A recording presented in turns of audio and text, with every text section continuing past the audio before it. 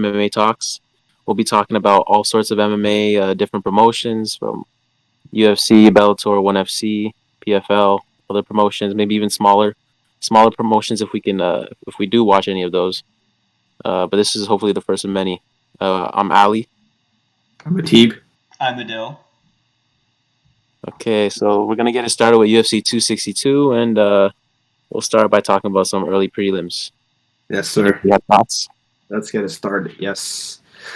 I think I was the only person to watch like the whole card. So like the first fight was crazy. Like got Michael Chandler training partner Sean Soriano comes in. Mhm.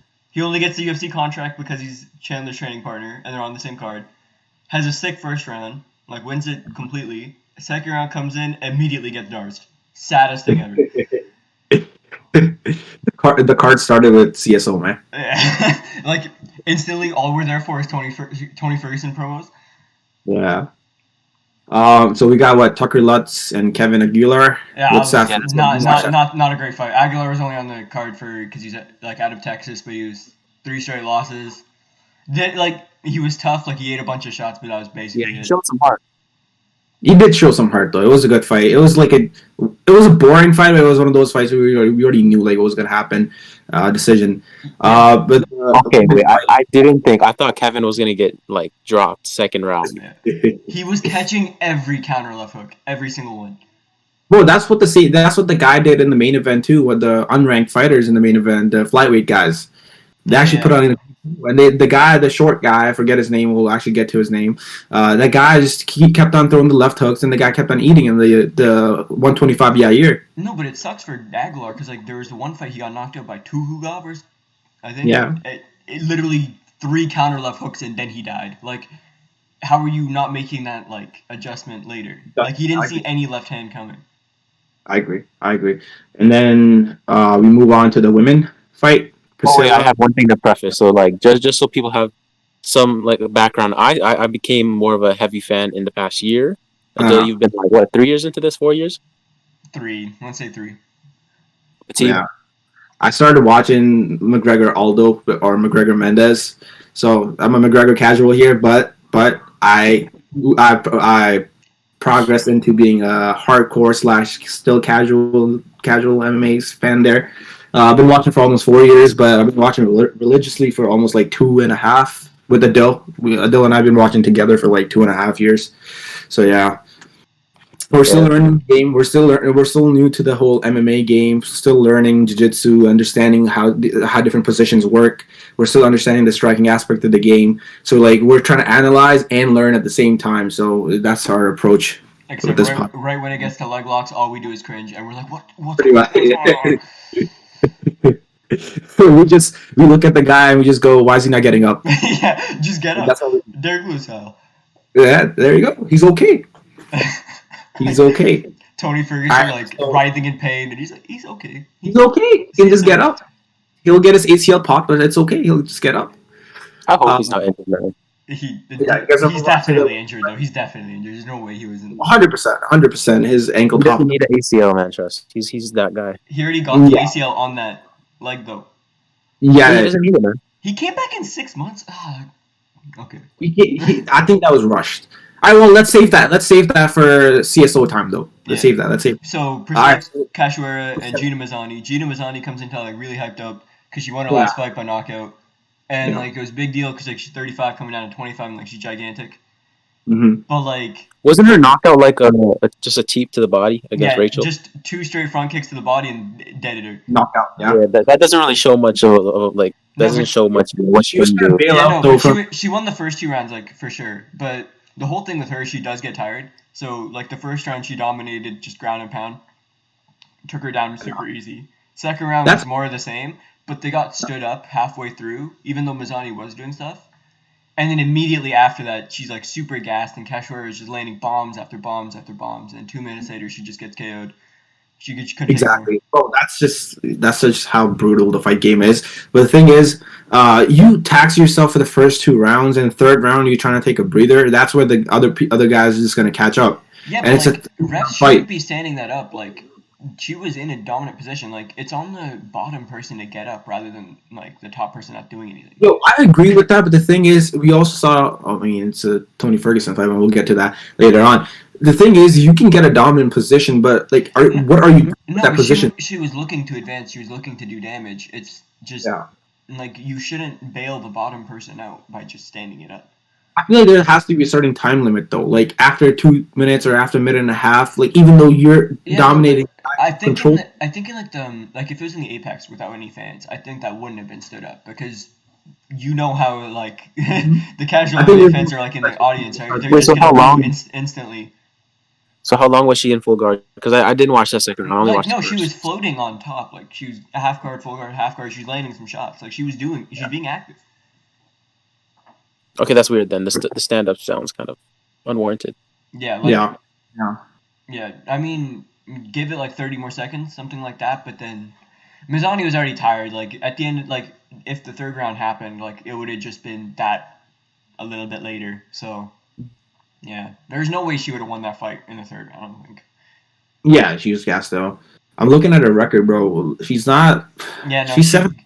She got washed out the UFC, had one fight, came back, got instantly knocked down 30 seconds. But like her whole thing was like, I mean, she went with James Krause, and James Krause is really good at like reclamation projects, like taking shit guys or like not shit guys, but like guys with skills, but like they're lacking direction. He just gives that sort of direction. Yeah. I just have to Google information 1 second. That's the Shevchenko division, right? Yeah, they're just victims. This division, like the whole UFC needs to do a better job with their talent pool, man. The recruiting and all. They should just dedicate a whole contender series to women. They're not bad. Like the fights are entertaining. I mean, like a bunch of people are like, "Oh, they only go to decision," but like, they're good fights. They're good fights. They're skilled, but it just looks bad because every time a title challenger emerges, like you only need like 1 or 2 wins against like top competition, and then you get fed to Valentina and she just destroys you. Like Andrade literally had 1 fight and got a title shot. Like, I don't think that's specific to UFC though. I feel like that's every promotion. Like just watching ONE FC, there's a lot of people who can't fight. Okay, yeah, but ONE FC is just like they're just not deep at all. Like you, anywhere women's MMA is still not that deep anywhere. So I feel like you can't really. It's not that deep. Like I agree. B Nguyen for ONE FC just now, like she was 5-6, and she's like, I don't get why they're feeding me these 4-0 prospects. I want to fight the best in the world. Like, but there's no one else to fight. Have some self-awareness. Who's that big 5-star person that you're gonna fight? There is nobody. So I mean, pretty much you are that person, and you have to fight just to like Or you already fought them and lost already. Like. Yeah. But see, did you watch the ONE FC promotion? The ONE FC card? I watched the highlights of the heavyweight guy. It was a bad fight. I don't get why they're saying Indian descent or whatever. The guy's Canadian. He literally wrestled for in the Olympics for Canada. He was born in British Columbia. Yeah, I agree. I agree with all of that. But we claim him. It's just a better look for that guy. Like, oh, I'm Indian. My background's Indian. My ethnicity. He is in an Asian promotion, and they were trying to hype up the Indian fighters. So exactly. He is from Indian descent, right? It's not like they're lying. No. But like, I remember in the UFC, like, because he fought 4 fights in the UFC, he went 3-1. Like, he was a good fighter, but came out to the Canadian flag. He fought in Canada, and they were the ones that cheered for him. Like. This whole Indian stuff came out like just in one. You're like, oh, he's 100% Indian or whatever. Like, yeah, I don't see anything wrong with that. The marketing ploy seems fine to me. Yeah, like it's just a little bit disingenuous to me. Like, mention that he's actually Canadian.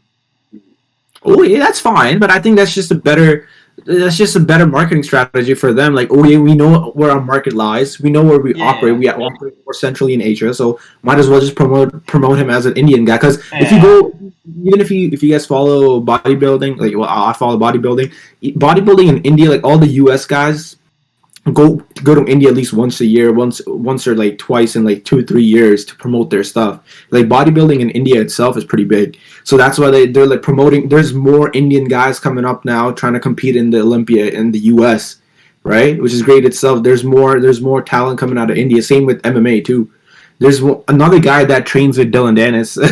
That is some Indian dude that trains with Dylan Dennis. Is a jiu-jitsu guy. Is a solid jiu-jitsu prospect. But again, the stand up is kind of like pretty bad. It's just the stand up's not there, you know. Yeah, no, but for like Arjun Bullard, guy we're talking Mm. about, but he trains out of AKA too. He's literally like DC clone, but like just worse athletically. Yeah, yeah, yeah. Like he's He's got like, decent striking. yeah. I mean, Tai Tuivasa in the UFC heavyweight, he trains over there too. He was Nah, pretty bad. he trained there for one camp, and then pandemic happened, so he had to train somewhere else. And he also Ah, wanted to be near his kids, so he didn't really train there for that long. sure, But sure. he still has like no takedown defense, but like he's still super exciting to watch. Otherwise, he would have gotten cut a long time ago. Yeah. So wait, from the heavyweights, who did actually get cut from the heavyweights? It's just JDS and Jacare. Yeah, that's where it sucks for like a guy like Jacare. Like Tony Ferguson might actually be one fight away now. yeah, Like yeah. I think like they should it's do a Tyron Cowboy Woodley Tony. situation. I think they should do Tony Cowboy too, man. Nah, Tony Cowboy. that's aggressive. No. I think like you maybe like if Nate Diaz loses against Leon, then you can do Tony and him at welterweight. I think Tony at welterweight just makes more sense to me. I agree. I want to see. I've been saying I want to see a welterweight. He doesn't have anything to prove in the lightweight division. But when we get to CSO, like we'll actually dig into like actual record and his actual like. Who Okay, fought? so, Who yeah, fought? let's Who get fought back to on? Yeah, who prelims. fought the first guy on the early prelims? Yeah, so we still have to talk about Jacare. No, no, okay, let's start at the first fight. Yeah. So Okay, let's we talk got about my girl Antonina. Antonina, the no. worst Shevchenko. Bro, I just realized last night that she was the older one. I thought she was the young Shevchenko. No. I didn't know Found that that. out a few weeks ago. I didn't know that the bullet Shevchenko, she was like the younger one. I found out that she's the younger one. I mean, Antonina's just like she's just turned 36 or something like that, so she's running Yeah. out of time almost. yeah, she's 36. The other one's 33. Bro, she is not good. She's not good. She caught. I mean, she's really good. She's good at her discipline. I mean, look at Yeah. her Muay Thai and kickboxing. It's just she can't handle anybody in the ground. I feel like me and Adele talked about this. Is like Valentina got the proportions right. Her Yeah. body's built for overall MMA fighting. Because you I agree. Antonina's better off with the striking. Because So you look at it's like, Andrea Lee, like Andrea Lee is like properly built for like wrestling, grappling. Like that's what she was known for too. Like she's got Muay Thai, but like she's mostly known for her wrestling too. So just that I- physical strength just carried that fight. Yeah. But the thing is, okay, you can talk about all the physical you want. Okay, Antonina, her stand up looks decent or okay, whatever, right? It looks amazing. What do you mean? It's okay. It's decent for me when I look at it. Okay, so let's look at her record too. And she's still She's super tough, man. She stood in that triangle for like 4 minutes. 100%, she's tough. There's no question that none of these guys, MMA guys, are not tough. It's just okay. She's 9-3. Who did she lose to? Roxanne. She lost to Roxanne. Roxanne's a good fighter. She's a good yeah, fighter. Roxanne has some crazy wins. Yeah, like she's been Yeah. top. She's Some literally shock- been top 10 for honest. like 15 years now. Like you can't disrespect Roxanne just because she looks Yeah, like I she mean, does. bro, I'm looking. Okay, listen. You look at Roxanne. She's like, not talking about the records here. Just talking about who she faced, who she lost to. She lost to pretty much every big name that she fought. But then she also won enough to actually keep her spot as a top 10 fighter. There you go. Yeah. She just wins enough to like stay in the top 10. So She's she literally lost. on this streak of like winning one, losing one, winning one, losing one for like the Yeah. past 10 fights. Exactly. But she lost to Roxanne, wins against Lucy. I don't know who that is. I don't even know if she's still. Yeah, no. Lucy put her over. She's just a pure brawler. Like she's super exciting to watch. Okay. Like, Okay. Then but she yeah, lost to. now she's out of the organization. She got cut after another loss after that one. Like she had. Okay. extra Then she losses lost to before her that. favorite Twitter account, Caitlin Chukagan. She lost to them. So At she lost to. least she got some fans out of that, right? Like Chukagan's not a She fighter lost that to- like she's not gonna She like. lost to the almighty Shish goddess, and then goes Ariane Lipsky. Who's that? Isn't that one of the UFC ringers? Violence queen, baby. She knee bombed Isn't the that shit out Colby of Joe? somebody. Okay, yeah. Okay, No, okay. you're thinking about Poliana Viana.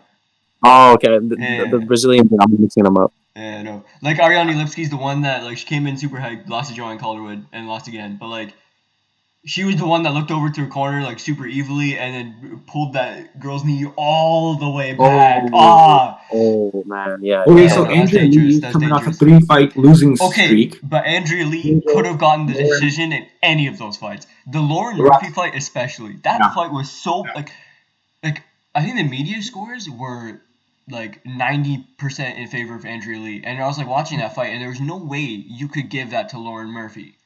So Mhm.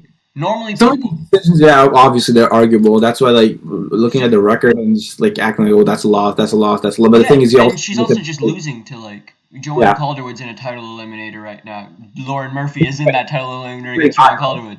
So like she's fighting like top of the food chain as well, and she's super competitive with them. So just Wait, so this fight Georgia's right like now gives high. her another opportunity. Because her whole thing So, coming into this fight too was like you got to look for a finish because you don't want to get another decision where you might get robbed I again. agree. I agree. I agree. That was good though. Yeah. So Georgia's fighting I for the title eliminator, No, right? no, Jojo's fighting Lauren Murphy next Okay. month. Okay. Hold up. Let's see how does that work out in the rankings. Okay. So JoJo, Lauren Murphy's third, Because and that then makes there's sense, and because that makes sense too. Like Jojo Calderwood just she lost against Jennifer Maya when she already had a title shot, and yeah. then she won against Jessica I, and now she's got like she put herself back into that title opportunity. And So you Lauren got Murphy's on a 4-fight win streak, so it just makes sense for her too. okay, and then okay. So Chukagan just won against number seventh. Yeah, So who and did he fight next? If Ara Ujo won against Kagan, like that was another outside chance for a title shot too, because Valentina likes to fight often. Okay, But yo. So out of the ranked fighters at flyweight, who's the best in terms of like? Because I'm looking at the rankings, everyone here is a very they're all victims. mismatched. They're all They're all They're victims. all victims. victims. They're It's See, all not like victims. even close. See, like Ara Ujo is very talented and she's very good for like a round and a half. Like she's got all the skills in the world, but it's more about conditioning and like Yeah, I she agree. she Lost loads conditioning on a after lot of her wrestling. strikes. Like she just has to like Yeah, calm down a little bit and she'd be a future title I contender for agree sure. because watching the fight, Adele, the second round when she was wrestling with the other Chukagian. girl, I forget. Yeah, yeah. So when she was wrestling, bro, she blew out a whole gas tank, and then they got up. That round, she was like just trying to recover from the whole exchange, the wrestling exchange they Yeah. had. That carried on to the third round too. She had no output in the But third round. She was, in the first round, she countered the crap out of her, and she had like a I agree. 5-inch like I height agree. disadvantage, even though they had the same reach. But like she looked really good for the first round. Like Yeah, she that's looked really where good for the no, first that's round, where and the wrestling because happened. bro, eventually she's gonna fight Valentina. Like it's just a matter of time because like you only need a few wins in that division, and she is very I capable of that.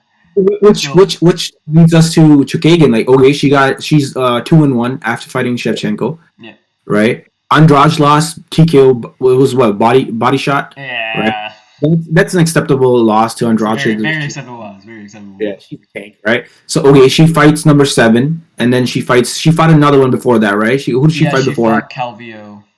Okay, so she fought number And five. that She was fought, only a month after getting finished too. So like she's just in that like circumstance where all she's trying to do is just fight all the people. I agree. Cause she's I agree. legit gonna need like 3 or 4 like another I win or agree. two just to like say like oh What now I about deserve a title shot. yeah? What about Alexa Grasso? Her stand up looks so good. Her boxing is so sweet, man. But like So good. She has she a needs shot, two or but three wins, man. 2-3 wins. I agree. 2-3 wins to get crack into the top five, Because potentially the fight a whole thing top. about her is like her wrestling game really stops her. But like she's also gotten really jacked recently, so maybe that helps her. Yeah, yeah. But I yo, have an interesting her stand up idea. is so smooth though. So smooth. Well, what It's did just, she say? Yeah, so I told Adele about this, but like in terms of who would give a better fight, is it Andrade or is it Arajao? I don't know how to pronounce her name. Araujo, not Arujo. in Arujo, yeah, yeah. Yeah, Araujo. I think she'd give a better fight for like the first round, but then she dies after. But I don't. Yeah, I Like don't think she gives a better fight. if He doesn't. she legitimately gasses out in every 3 round fight she Listen, has. How is she listen. gonna Let's fight put this five out there. rounds? Valentina Shevchenko she is sick everywhere. Conditioning, fitness, from fitness to skill wise. Because She's the only people that have been able to take rounds off of her in flyweight was Jennifer Maya for 1 round, but then that was just because Valentina like made one wrong decision and got sat on for the next round. She wasn't like she didn't take any damage, and then Joanna got a round off of her, but that's Yeah, Joanna. that's where I'm. that fight was sad though. The Joanna fight was sad, It's in my because opinion. like no matter what she did, she was just getting outclassed. It was a mismatch. Yeah. And talk about Joanna. How many title shots is she gonna get? She's like, I'm next for the title shot. But to be fair, she was a former undefeated like 5-time But defending how long are you champion. gonna carry that though? She got the immediate rematch, makes sense, and then she won a fight and got another title shot. That also makes sense to me. Like, because every fight, like every title It shot just she makes had sense after to me. that, she It's more won a like a fight. gameplay privilege. I don't think And winning against Tisha Torres gets you a Yeah. flyweight title shot against Valentina, but like there was nobody else in that division because the division's champion literally missed weight the week of. Like she didn't even I'm show gonna up. lie. I'm gonna lie. I think they should do Joanna Whaley too. No, 100%, 100%. I agree with That you. is because I don't think Whaley deserves a rematch. Neither I I don't think agree. she deserves. She got knocked out. Because you could do Marina Rodriguez against Mackenzie Dern. If Tatiana Yeah. Suarez is going to come at 125, which she said she was going to do, that's the end. Like Suarez at 125 makes more sense to me because like she could win 1 or 2 fights and get a title shot right away, and she'd be a fun matchup against Valentina because like she wouldn't get out wrestled. Yeah. But If yeah, you Joanna say- Whaley too. That's an easy like fight night main event, and Yeah. yeah, you could do Rodriguez and Dern, and then just see what happens at the end of it. So Because Yan Xiaonan and Esparza is already getting a title shot. Can we not do Dern versus Yan, the Chinese No. gal? Yan is already fighting Esparza next week. That's getting a title shot for sure. So are you saying Dern and Rodriguez would be the next contender? Not next Yeah. contender, but like next like they The get next, a top 3 I feel like spot. it would be the third name. See, that's where. Yeah.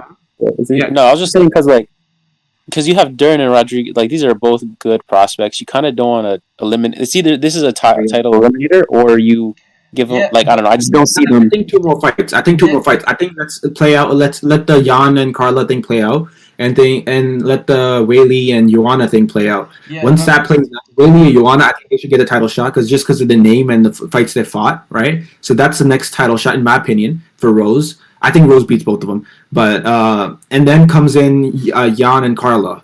Those 2 fights, I think that should be the next fight for the title shot after that. But again, like Ali said, I think that's too early to like. If you really think about it, for those contenders to be getting a title shot, that's too early. Yeah, but there's nobody else in the division that makes sense for them. Like Rodriguez has already fought a bunch of the top 5 people. Like that's why she has 2 draws on her record. It's like she'd win most of the striking exchanges and do enough off of her back to not like lose the round huge. Yeah. Bro, she looked really good though. She's the one who fought Waterson. Michelle Waterson, right? Yeah. She And looked that's a really main good. event spot too, right? Like they're not just gonna throw her into that and not like have plans for her. I agree. Even though how good Mackenzie's looked, her stand up is still like good. It's good, but it's still I still have But to. like the her matching up against Rose is really nice for Dern, right? Because she just has that physical strength over her. Like Rose is super talented in everything, but like where she's gonna struggle is that physical strength. I agree. But the thing is, her being so slick, she can get out of that. But we didn't see that against Andrade. And she also hits a lot harder than people think she does. 100%. Why did Andrade? So Andrade moved up for good now. Like she's not gonna come back to 120. She said she's gonna bounce around, which makes sense for her because she's now like I think she's lost 3 of her last 4. But like all against champions. So. And I'd watch Andrade fight anybody, so I think her versus like a Calvillo makes sense because like they're coming off losses in that division. Yeah, and they're still high on Calvillo for some reason. So let's see how that plays out. Okay, you guys want to move on to our boy Jordan Wright, the karate hottie? We don't like to talk about that guy. He's not gonna go anywhere. I don't think. Like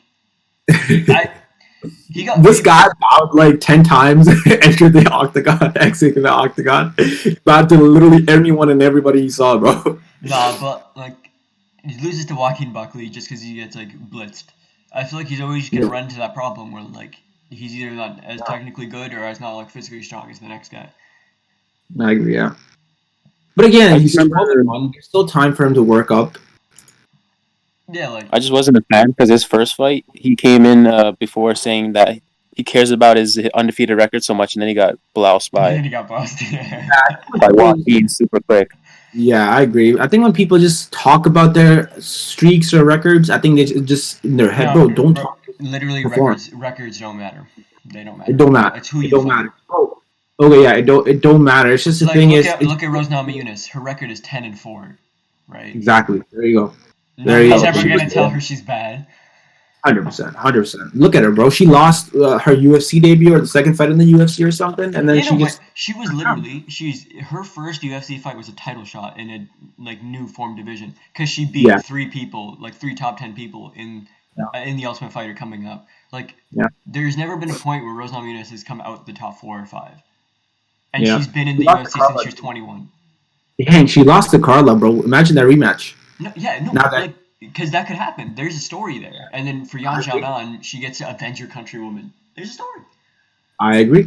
I agree. Avenge your So fallen she comrade. lost. She lost to Carla. Proceeds to win 3 in a row. Angela Page. Angela Hill's been fighting that long in the UFC. But she also 2015. she also had a span outside the UFC too, because she just lost so many fights. But we still She's like a Angela Hill, man. journeywoman. Gatekeeper, Okay. journeywoman. Hmm Apparently, so she lost to Carolina, but apparently Carolina's coming back and she's training with JJ. That's some Yeah, crazy shit. but That's some. Carolina's eye got messed up, so who knows, man. Ah. And she's Then like she, four straight losses, something like that.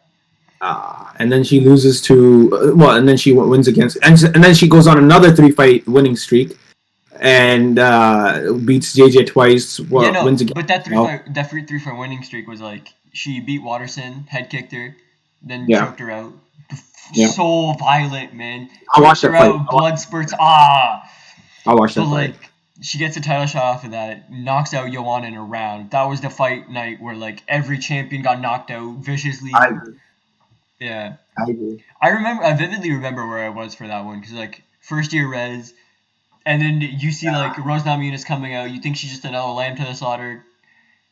Knocks her out, and I'm like literally running up and down my hallway. I'm like, oh Oh, my it was god, what did I just see? the second JJ fight was the Khabib incident, the Khabib Conor incident, the bus one. Yeah, and everybody talks shit about her like, oh, PTSD, PTSD. Okay, Yeah, came out. you try being in that situation where you're already Yeah, super stressed, you're yeah, defending your title for the first time, yeah. I and agree. somebody throws a dolly right at your window, right outside you. Yeah, I agree. He broke bus. He broke bus. He broke bus, man. Okay, then she loses to Jessica KO, which I think was the dukiest thing that could ever happen to her. Because if you watch that fight before the slant, bro, she Respect to looked. Andrade though, respect to Andrade because she eats the damage and she just keeps coming forward, and that was her whole game plan, right? She was gonna try to Yeah, take her yeah, down, I agree with and that, but it was so disappointing because Rose looked like Rose an absolute killer. bro, she was flowing. She was in that flow state of mind, and she was just literally flowing, and then that shit happens. And when you come out to see like after the fight where like she didn't even care about it. Like she lost the belt and she was happy. She was on the bus Yeah, home and she was like happy as shit. And then yeah, that's how she looked when she was unmotivated. Ah. yeah. Motivated Rose, man. And then when she wants to stop communism, boom, head kick first round. There you go. All she saw was red, and then boom, until it wasn't. There you go. Okay, so we figured out for that division it should be Joanna Whaley too. That was arguably a closest fight for Joanna. I think she could have won. On the rewatch, I thought Joanna won. Yeah, I think Joanna won that fight. But Whaley hit her harder, but Joanna just hit her more. that benefit of the doubt. I hate that. I hate that. I hate when the champions get the benefit of the doubt. Like, oh, he's a champion. No, I don't think it's a benefit of the doubt. I think like it's hard to say like Whaley was losing when she wasn't marked up that much, but then Joanna had the big ass forehead. It's just Yeah, easier to it's in a close round. It's easier just to pick the person who looks better. I agree, but that shouldn't be the thing, though. I That know shouldn't that be. shouldn't be the thing. Like Yeah. Joanna I mean, hurt the her fact on that you guys have to rewatch it also says a lot. Yeah, no, it's And super you, close. Like it's super close. Yeah, it was a really good fight on the rewatch too. To be honest, it was. Like It was. Joanna hurt her a lot. Like He did. even on the last shot, like spinning back fist hurt Whaley, cut her open. Yeah. There was at the end of the second round, she went southpaw and head kick and dropped her Yeah. almost. She had to be Bro, it's carried the back same to her situation. corner. Same situation with Rose too. The head kick. The head kick. It's the Yeah, same no, situation. left head kick. Rose literally said that like after the fight. It was like we saw in the Joanna fight that she was open for that. Exactly. But And then boom, Rose there. also set it up so nice. Like she feinted the low kick, and then you could see Whaley like she defended the low kick, but then it wasn't a low kick. So Yeah, it wasn't low kick. She gave her the eyes like, oh, I'm gonna go low. Bing. I'm gonna go to the temple then. Okay, so we figured that situation out. Let's move on to the next fight. We don't talk about Jonah Wright. You already explained that why. And then you move up to Lando, our boy Lando at 145. ooh, yeah, Lando, groovy. Lando, Okay, 145. basically, what you like about Lando now is like he's trying to be more technical and he's not like hands down trying to have fun anymore. Like he's still having fun, he's still being Lando, but like he's maintaining his technique. And Grundy is just a pure wrestler, so he just kept spamming takedowns. And it's just about Lando to defend them and do damage. Yeah, he pissed me off when he kept on going for the unsuccessful takedowns. He just went for the takedown no matter what. Like, there is no because he was a step behind in the striking. Like, there's no way he was going to win that. So, like, you got to start mixing it up. But yeah, like Dean Thomas hit that on hit on the head, right? Like, he was either all wrestling or all striking. He didn't mix it up. I agree. I mean, look at Gregor last week. His chain wrestling just made Diego just die. Dude, Diego's such a sick grappler. Like, that was such a fun fight to watch. Like, you didn't know who was winning. Bro, if they feed Tony Ferguson to Gillespie, I don't want to see that. I don't want to see Tony Ferguson. Gillespie could get a big guy next. Yeah, Tony Ferguson's the guy to get cracking in the top 5 now. He's I don't know about Tony Ferguson, man. I want to see Tony at welterweight, man. Okay, but yeah, moving on. Like, bro, he got shut down. Like, literally, look at his past 3 fights. Striking got shut down. Grappling got shut down. Wrestling got shut down against Dariush. To be fair, striking, I wouldn't say it's bad. It's just things would open up if he couldn't get taken down. Like, things would for sure open up on the feet. He has no striking. Bro, give him a striking guy next, man. Yeah, yes, like Ali said, yeah. Striking guy would be good, but again... If you really want to give him, like, a real step back in competition, give him Diego Ferreira. That should be a good fight. But he could also just out-grapple him like Benny just did. That's what I'm saying. He needs the game has evolved so much, right? Like, anyone can out-grapple you now. Like, it's just... give him Chad Dober. That's the fight. That's the fight. Chad. The slick back Chad. Well, I was confused for a second. Okay, Chad Dober. If Chad... Drew Dober, in case people don't understand your damn... Yeah. If a regular Chad ever had a face, it would be Drew Dober. The slick back hair and then washboard abs, man. That's the seed. Yeah, I know. Like, Islam was beating the shit out of him, but all we could see is like, yo, Drew Dober looks like a Chad. Look at his hair. Such a cool guy about it, though. I seen an interview how like he was giving so much praise to Islam. He's like, yo, these Dagestanis do it differently. Like, they're just and then him and Gaethje next day in training, they're just like, right? Yeah. Yeah. It's just there has to be something that you can use to beat these Dagestani guys, man. It's just either striking, but when you're striking with them, you're scared that they're going to shoot. They're pressing you until you get to the cage, and then boom, shoot. Right? That's the whole idea. I watched Khabib Poirier and I watched Khabib McGregor last night after the fights, but I just wanted to see how Michael Chandler would do in those situations. You know, but they do make you focus on everything, right? Like, they're not just tripping you, they're not just like going for underhooks or just body locks. They're doing both at the same time, and they're making you worry about so many things.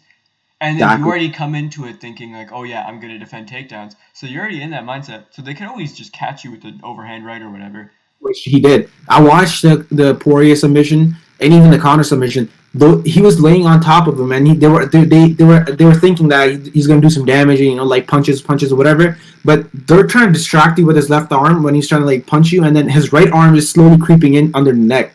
And then as soon as the right arm is there, bam. Gone. Yeah, so soften them up, make them tired, and then yeah, I'm tired, man. No, I'm from Chris Muffins. Khabib against Barboza, he came into that going like, I want to fight 15 minutes, and beat the shit out of him. He could have gone for a sub anytime. Yeah, 100%. For sure. When you watch those guys fight, you just know like when they're choosing to do something, and when they're actually like, yo, I want to get this done. Yeah. That's a thing. You see with Gaethje, he didn't want to hurt Gaethje, actually. Like, he really didn't go any ground pound. I agree. He didn't want to. I think he didn't want to. He could have if he wanted to. He literally did not go for a single ground and pound strike. He just went from backside to full mount to mount triangle easy. Even in the first round, he went armbar, but that was probably just like he only had like 10 seconds left in the round. Like the hardcore MMA guy in me appreciates that, loves that, and actually studies that. But the McCasual in me says, how do you beat that? No, but it sucks for Khabib, too, because he was out for 2 years in between there in 2 separate times because he had the ACL injury. I don't know if it was ACL or just like a random knee injury. But and then the weight cutting issues against Tony in the interim title fight. But then looking back on that, he would have murked Tony. Yeah. I mean, the thing is, we'll get to CSO time. Well, once you get to see, I have some looking into and digging into Tony's records. Tony's fights. It's just because we're all big fans of Tony, and you don't want to see that. Yeah. Not to go on a tangent, but like Islam is like the hybrid of what Dagestanis need to be. You give him the stand-up game. You give him the control on the ground. I agree. And if he continues to get better, I'm telling It's you, game over. he's giving everybody a run for But that's their what makes me money. mad. Game over. Zabit doesn't fight, but Zabit is insane because he has that grappling ability and he has all sort of kung fu shit on the feet. Yeah, I agree. I would love to see more Wing Chun, Tai Chi. Because he does like the Wing Chun Wushu Sandal. Yeah. Did you guys hear the whole Hamzat and Khabib thing going on? And Abu Bakr going on? It's just a misunderstanding, man. I think They're it's gonna. I feel like they're gonna meet up. Hamzat's gonna pull up and say what's up. You know, they're gonna make up. It's scary, Or dude. it's just all publicity shit. You know, I feel like after Ramadan, man's like, let's pull a knife out. Hamzat is Let's scary. get some. The way he Yes, put on that covering on his face against GM3 in the press conference, I'm like, bro, what is he Looks about like to? an assassin. Bro, he looked like an assassin, bro. Okay, so some of the people in the Dagestan, wrestling community and Kadyrov guy, even he said a lot of local Dagestani guys, well, wrestling guys would be Khabib. Even he came out saying that shit. Okay, yeah, maybe pure wrestling wise, but like. Yeah. In terms of putting this all together, nah, no one beats him. Okay, so since we're talking about Khabib, I feel like Oliveira having a close fight with Chandler and Chandler getting knocked out kind of seals the deal on Khabib's greatness. Like, there's no contest for like who's better. So you're telling me Oliveira and Chandler are still like, there's a good chance of beating Khabib. There's no chance. Like, no. I think Chandler has a better chance of that, to be honest. No, I think Khabib beats everybody, but it's more about like they're gonna offer more resistance than like a Gaethje or. I don't think they do better than Gaethje though. But after this performance, I'm saying it makes it even better that like it kind of makes Khabib look even that much better. He is better. Because remember Chandler, 29 at Chandler. That soundbite is dead now. It's dead. It is not, to be honest. It's not even a thought. Not really. Ali, let me tell you. You're saying after a man gets chinned and knocked out, people are like, yep, then 29 at Chandler. No, it dies. Okay, but we're skipping Jacare getting his arm destroyed. We won't talk about that. I don't want to talk about that. I don't want to talk about Jacare. Burgos and Barboza, bananas. Like, all right, now listen, Jacare. What's your comments on Jacare? We don't want to talk about it. Nah, we don't want to talk about it. Now he's gotten knocked out. He got knocked out by Holland. He's gotten submitted. Granted, Muniz is a good fighter. Granted, Muniz is a good fighter, but Jacare doesn't get submitted. Career's over. We don't need to talk about that. He needs to retire, in my opinion. He's 41, 42. He doesn't need to do this anymore. He's gonna get forced to retire. There's no option. Broken arm too. Yeah, he needs to retire. Okay, now it's time. All right, let's go. Main event. Sorry, not main event. Main card. There you go. Main card. You got Shane Burgos, Edson Barboza. We looked at how good Edson looked in the early rounds, but I did see him getting clipped a couple times too. Burgos has a godly chin, but Edson did get clipped. And Edson was gassing out too in the middle as well. Looking at that stylistically, Burgos fits the mold of the people that beat Barboza, because Barboza hates pressure, and he's just a different fighter, fighting backwards. But he built up those early leg kicks, which is super important for him. And like I told this to Alex during the call during the fight too. So the most important part was for both of them to go to the lower half at the beginning. So like body shots or leg kicks. And that would help you towards the end of the fight getting a finish or something like that. Yeah. Or like I don't know if it really did pay dividends, but like it was just a matter of trading. They were just willing to trade. I feel like they both in their mind were like, let's just duke it out. Yeah, they didn't care. Yeah. Burgos just doesn't care if he gets hit, and he will just beat the shit out of you. He'll throw 4-punch combos, head and body, everything. He's just a super exciting fighter, and Barboza is just scary, man.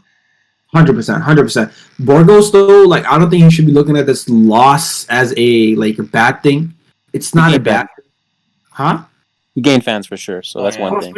100%. He's lost 3 fights against like really good strikers. Emmett's not the best striker, but like a good fighter. Josh Emmett, whatever juice he's on, he's on some of that Joe Rogan juice, bro. He's also sick. He's also like 5'6" at 45, and he just hits. Yeah, that explains that. He's all wide and loaded up, bro. He's an exciting fighter too, in my opinion. Who does he fight next? Who, Emmett? Yeah. Emmett's coming off of ACL, so like he's not gonna fight until like August, September, maybe earliest. Yeah. Look, Zombie and Ige are fighting. I think the winner of that could fight Barboza in a main event. Maybe not Ige because they fought already. So maybe like an Ige against an Emmett would make sense there. But like Zombie and Barboza is just a can't miss fight either. And then Calvin Kattar, I think he's out for the year. He's fine, but like he's out for the year. Then you're left with Zabit, who's out of the rankings and might retire apparently. Yair doesn't fight people, so who knows about Yair? And then Holloway's just lurking. So, bro, honestly, Max needs to move up. He has no fights in that division. Like no, we know. I think if you could spend another year at 45. Like he can still make it. You might as well fight. It's not about making it though. It's about you already lost. Lightweight's already a clusterfuck though. So the title hopes. Yeah, the title hopes. We can all hope that Ortega wins and they can run it back. But Baldo Ortega is like a different thing.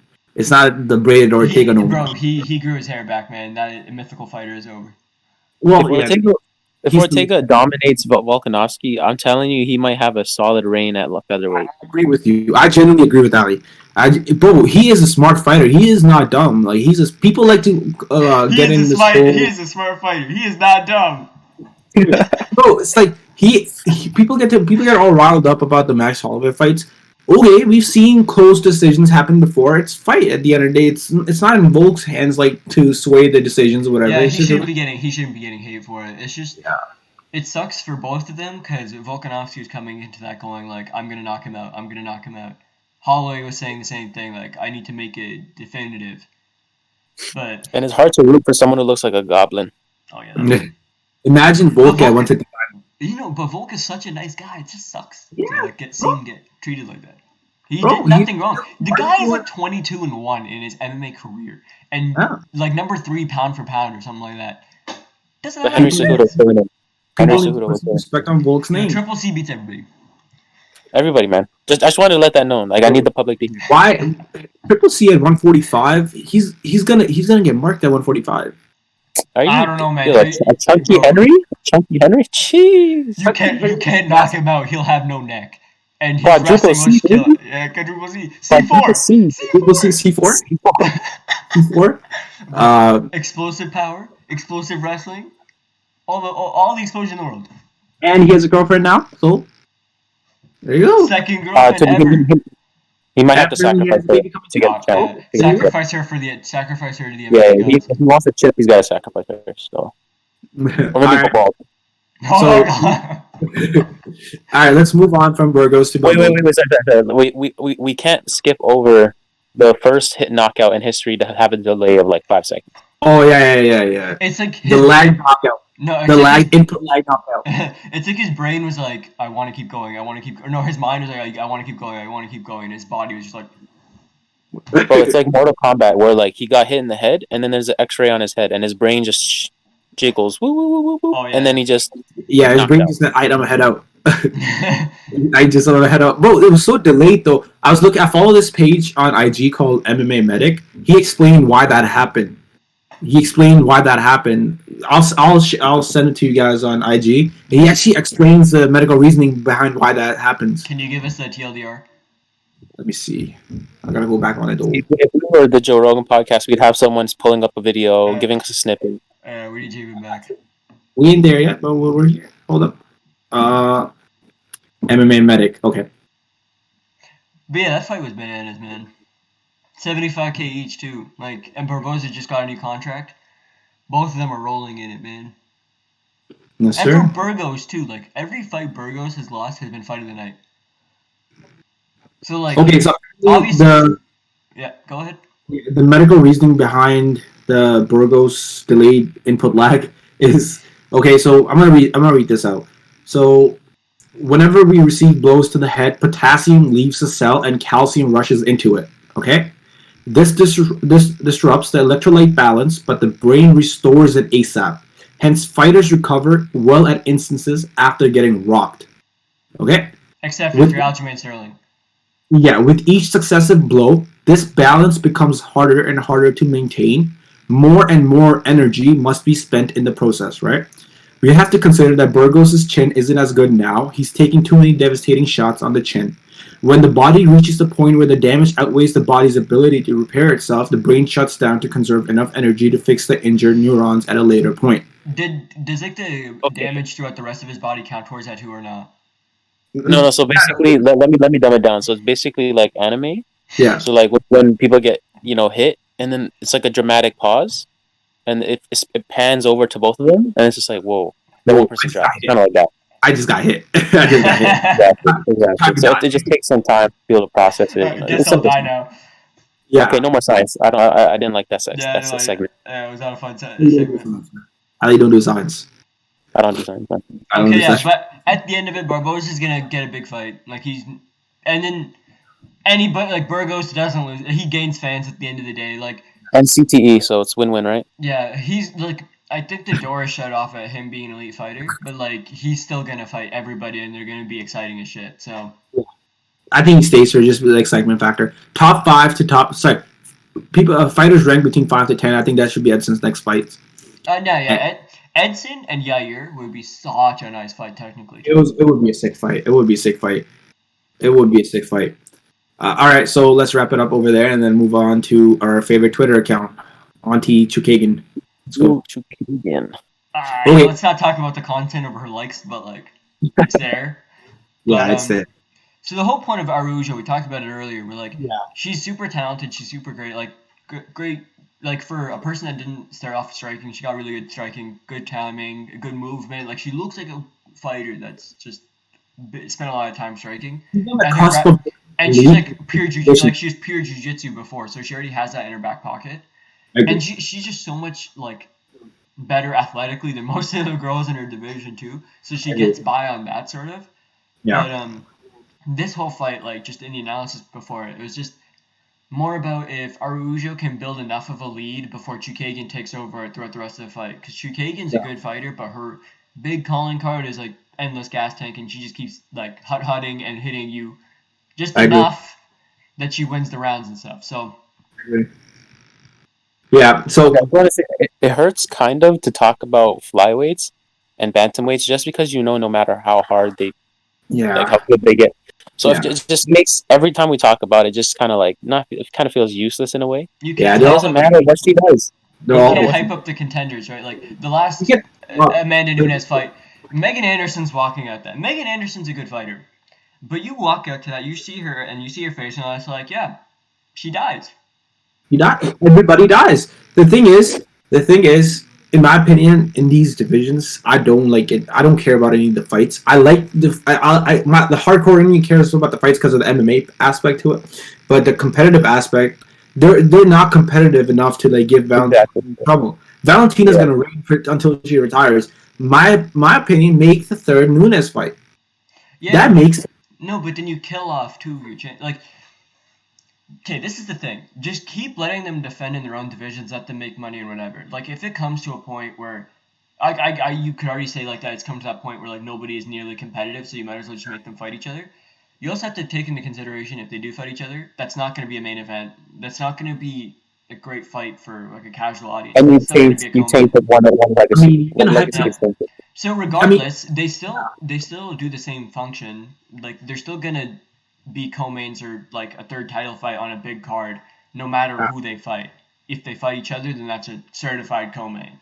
I think it just generates more hype, more attention to those divisions if they both fight. But they've already fought twice too, right? So we've already seen that enough. And in a third fight, I think Nunes just kills her in the third fight, but like... When was the second fight? 2016? 2017. So that's like 4 years ago now. Yeah, it's not a fight that brings casuals though. Yeah, no, but that's what I'm saying, right? Because like it's not going to increase your viewership by that much. So in the UFC's mind, they're probably just not going to make it. I agree with that aspect too. But the thing for both of the fighters, they make the same money no matter what. So yeah, I agree with that. But the thing is, we already know women are not gonna like main event unless it's like a big thing. They're not gonna main soundbite. Clip that, and you're getting canceled. But like, no, but it is proven. Like, love Nunes, like she's a great person, whatever. But like, she's got the lowest selling pay-per-views of all time, almost. I agree. And then you can say that, bro. Put the Nunes Shevchenko fight on a 3 title fight card. Why not? No, but on the 3 title fight card, you might as well let them fight other people, and it does the same thing. I see And what it you. kind of sucks too that it's Valentina going up 2 times trying to fight for the belt, and Nunes gets kind of not nothing out of it, but like Nunes doesn't get anything out of it. Because Shevchenko I, literally weighs 135 and Nunes is 155. I agree. I agree with what you guys are saying. It's just a competitive aspect. I just want to see it one more time. That's the thing. I think in the second fight you saw the like, however it was gonna play out. Like Shevchenko's not gonna just go into the pocket because Nunes kills people. Yeah. And then she's not, and then therefore she's not going to throw enough volume to win a round. And then Nunes has no fear of a counter shot or anything because she knows she's already taken some of Shevchenko's best shots and she didn't die. And Nunes has the grappling advantage. I know Shevchenko like wrestles everybody at 125, but Nunes is a different beast, right? It's not going to work the same way. Yeah, I agree. I agree with that part. Even Dana said the same thing. Like, let them do their own thing. Let them defend their divisions. Because it makes sense. It makes sense. It makes sense. All right, let's move on to the unknown guys, which was actually a great fight, and I was pretty impressed by how the fight went. Bontarine and Schnell. Okay, yeah, Yes. so two flyweights fighting up a division because I think Bontarine took it on short notice. And also missed weight by a pound, which I don't care how you miss weight by a pound going up a division. Yeah. But like 8 and 9, I think in the flyweight division, good fight, but like not like I don't think that belonged on the main card. It didn't belong on the main. That's why I was surprised. I was like, why not make this? Okay, they probably replaced it because of the Nate Diaz and Leon Edwards fight. So it lost two big fights, right? It lost Jack Hermanson and Shabazian, and it lost Nate Diaz and Leon Edwards. So yeah, so it makes sense. It makes sense. I mean, I think it should have been like the second fight in the main card, and then Chukagian and then Tony Ferguson fight should have happened. I don't think it should have been. A lot of people say like Chukagian just deserves to be on the prelims, and I don't like that either. So like she's number 2, and not many people heard of her before like she got her title shot. Yeah, I agree. She's number 2, but the whole, the hype, the popularity thing, like people don't really know about her, don't really care about her. Like the MMA guy. Everybody was watching this like event for the main and co-main. Yes, they were just like it was like a warm up thing. Just give them the warm up fights and then hype them up for the second last. This is where they throw like those random unranked heavyweight fights where you either get a first round knockout or like a 3-round like slop fest. Exactly. So yeah, let's talk about Matt Schnell, the 125 Yair, but less pretty though. He's not pretty. Okay, no, yeah, he just looks like him, but like he looks like him. He's a good fighter, but not like. He gave me a lot of like Adesanya vibes with the body feints, but he wasn't really effective with none of that. Like he wasn't effective with none of that. He had more good footwork on him though, but he didn't do any damage in the pocket either. And when Bontarine realized he could eat Schnell's best shots, he didn't give a shit anymore. He threw combos, and he was landing them more. Even Schnell was eating his left hooks all day long. Schnell's a good fighter, but like he's not gonna. He's not at that point, I don't think. Yeah, he's not elite. But overall, a sick fight. I wasn't expecting them to be this good, being ranked 8 or 9. I wasn't expecting this bout to be actually like sick because I was expecting Schnell to get knocked out like in the second round because he's eating the left hooks for days. Like he's eating there. He was still trading in the pockets and still eating the left hooks. Even when he traded in the pocket, he would throw 4 punches, but those 4 punches had no power behind it. The main thing I saw from this fight was that Bontarine, like he sat on his punches more, and he had more power behind him. Obviously, Schnell was like more like a karate stance guy, not karate, wide leg stance guy, like moving around, more footwork, trying to find that openings, but nothing worked for him. Yeah, like Schnell in the past has been chinny too, so it was like nice to see him like eat all those shots and have a really good fight. Yeah. So, but like at the end of the day, like I don't think, like I don't want to be disrespectful or anything, but like these two like aren't gonna make waves in that division. Like Figgy kills everybody in that division. So everybody, man, everybody dies by Figgy's hands. Yeah. Hey, listen, man. I don't know. I think Brandon Moreno could actually do something in the second fight. The only way Brandon Moreno I think the first fight was like as good as it could have gone. As good as it could have went, yeah. Because Figgy he just causes damage in there, and he doesn't care about defense. But Moreno doesn't hit hard enough to like. Figgy's not going down. Damage. Moreno's only chance is a left high kick coming when Figgy comes out of distance, or just wrestle shit him like the whole fight. So, yeah, but is his wrestling better than Figgy's though? No, he got him down in the first fight, but then Figgy is also just really good off of his back too. Like he just throws a random submission. Has it been a year now since when they last fight? When was their first fight? It doesn't feel. Almost. It feels so long ago. Like it's been 6 months. Yeah. But yeah, like they're not gonna change much, like as like technical fighters, but they both took that fight on super short notice. Yeah. Figgy also had like a bunch of stomach issues Yeah. the day of, Yeah. so he might like he was gonna pull out, but then Yeah. Figgy had issues, man. And he still did pull that performance out. I love Brandon Moreno though. His style is so fun to watch. I agree. You could argue that the nut shot of the point taken away, that was Figgy's fight pretty much. You could argue that at the end of the day. No, I mean even with that, like you It's could have 12 objectively rounds. without the nut shot, then he's winning. Like objectively, that's what it was. Yeah. Yeah, that's what caused him to draw. Bro, Okay. Figgy's body shots though, when he just like cuts the cage off of one direction, just digs his left hook in there, is so nasty, man. They're nasty, man. They have so much like malicious intent behind it. Like he doesn't care. And then after the fight finishes, he just screams "Boah!" and then just goes hugs the guy. He just does that. You look at the guy, you look at him, you're like, is he a UFC fighter? Yo, damn right, he's a UFC fighter. He looks like a killer, man. Killer, bro. He looks like a contract killer, bro. He looks like a hitman, bro. Who cuts hairs with his left hands and makes hand slides. All right. Now to the time we've been referencing since like Tony time. CSO time, Tony time. My favorite thing about Tony Ferguson is his walkout, man. Like it's just so strange and it fits him perfectly. He looks so ready. Al Kukui. And it was like two polar opposites, right? Like Benny super calm, like meditating almost in his side, and then Ferg like shadow wrestling, everything like TKO in the air, TKO defense. Yeah. He already had two wins coming into the octagon. Buddy was actually like getting all that energy in from the song and the walkout, and I just released it. I love that. I love the walkout. I love the walkout, but champion only. He looked good on his feet, like good head movement and everything, but didn't do enough on his feet. Like he didn't throw enough. Nah. And then Benny is not pure grappler, but really good grappler. Yeah. Saw the Oliveira fight, went for the same stuff. So. Yeah. And Tony can stop you. Tony does win a lot of he does a lot of damage off of his back. Like it's more of like a Bisping situation where they don't even try to get up; they just try to damage you. Yeah.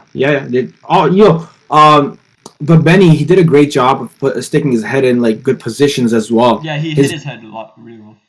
His head positioning on the ground was so sick because Tony kept on looking for them slice and dice elbows, but he couldn't find his head. His head was always in a solid position. He would go down, do some damage, come back up, do some light damage, fix his position, go back down again. Mm-hmm. That's what I loved about Benny's positioning, and I feel like people didn't see much of that earlier. Now they realize that Benny Dariush has that.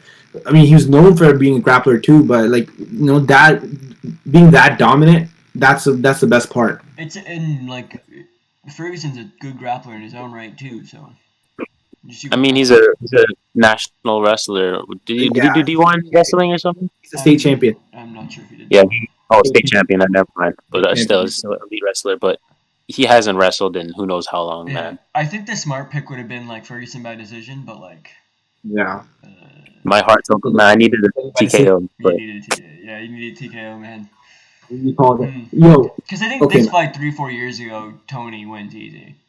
I don't know. Let's look into it though. Like I'm CSO, you're CSO, Ali's CSO, everybody's CSO. But let's dig into it. I've been wanting to look into his record for the longest time. I love Tony, but him getting a title shot against Khabib all the times that he did get. First 2 times it made sense. It was the most important. It was a thing that made more sense for the division. But after the Kevin Lee fights, he fought Anthony Pettis. What's the point of fighting a Pettis? Okay, but here's the thing, like, it's more about timing then, right? Like, UFC 209, they're fully ready. The day of, Khabib pulls out because weight cutting issues. And then Tony's just sat in no man's land because Conor having a baby and wanted to go fight Floyd Mayweather. And the UFC isn't going to strip Conor because... that's where, like, I think from 2017 to 2018 when Khabib got the belt, Tony Ferguson is your undisputed champion to me. I agree. Conor didn't defend he didn't even book a title defense and just got stripped. So Kevin Lee just gets a massive win off first round sub against Michael Chiesa. There's nobody else in that division coming off of a win. Number 2 against number 7, and they keep playing that like highlight clip of like Kevin Lee and Ferguson talking shit on Fox. I think they wanted that to happen.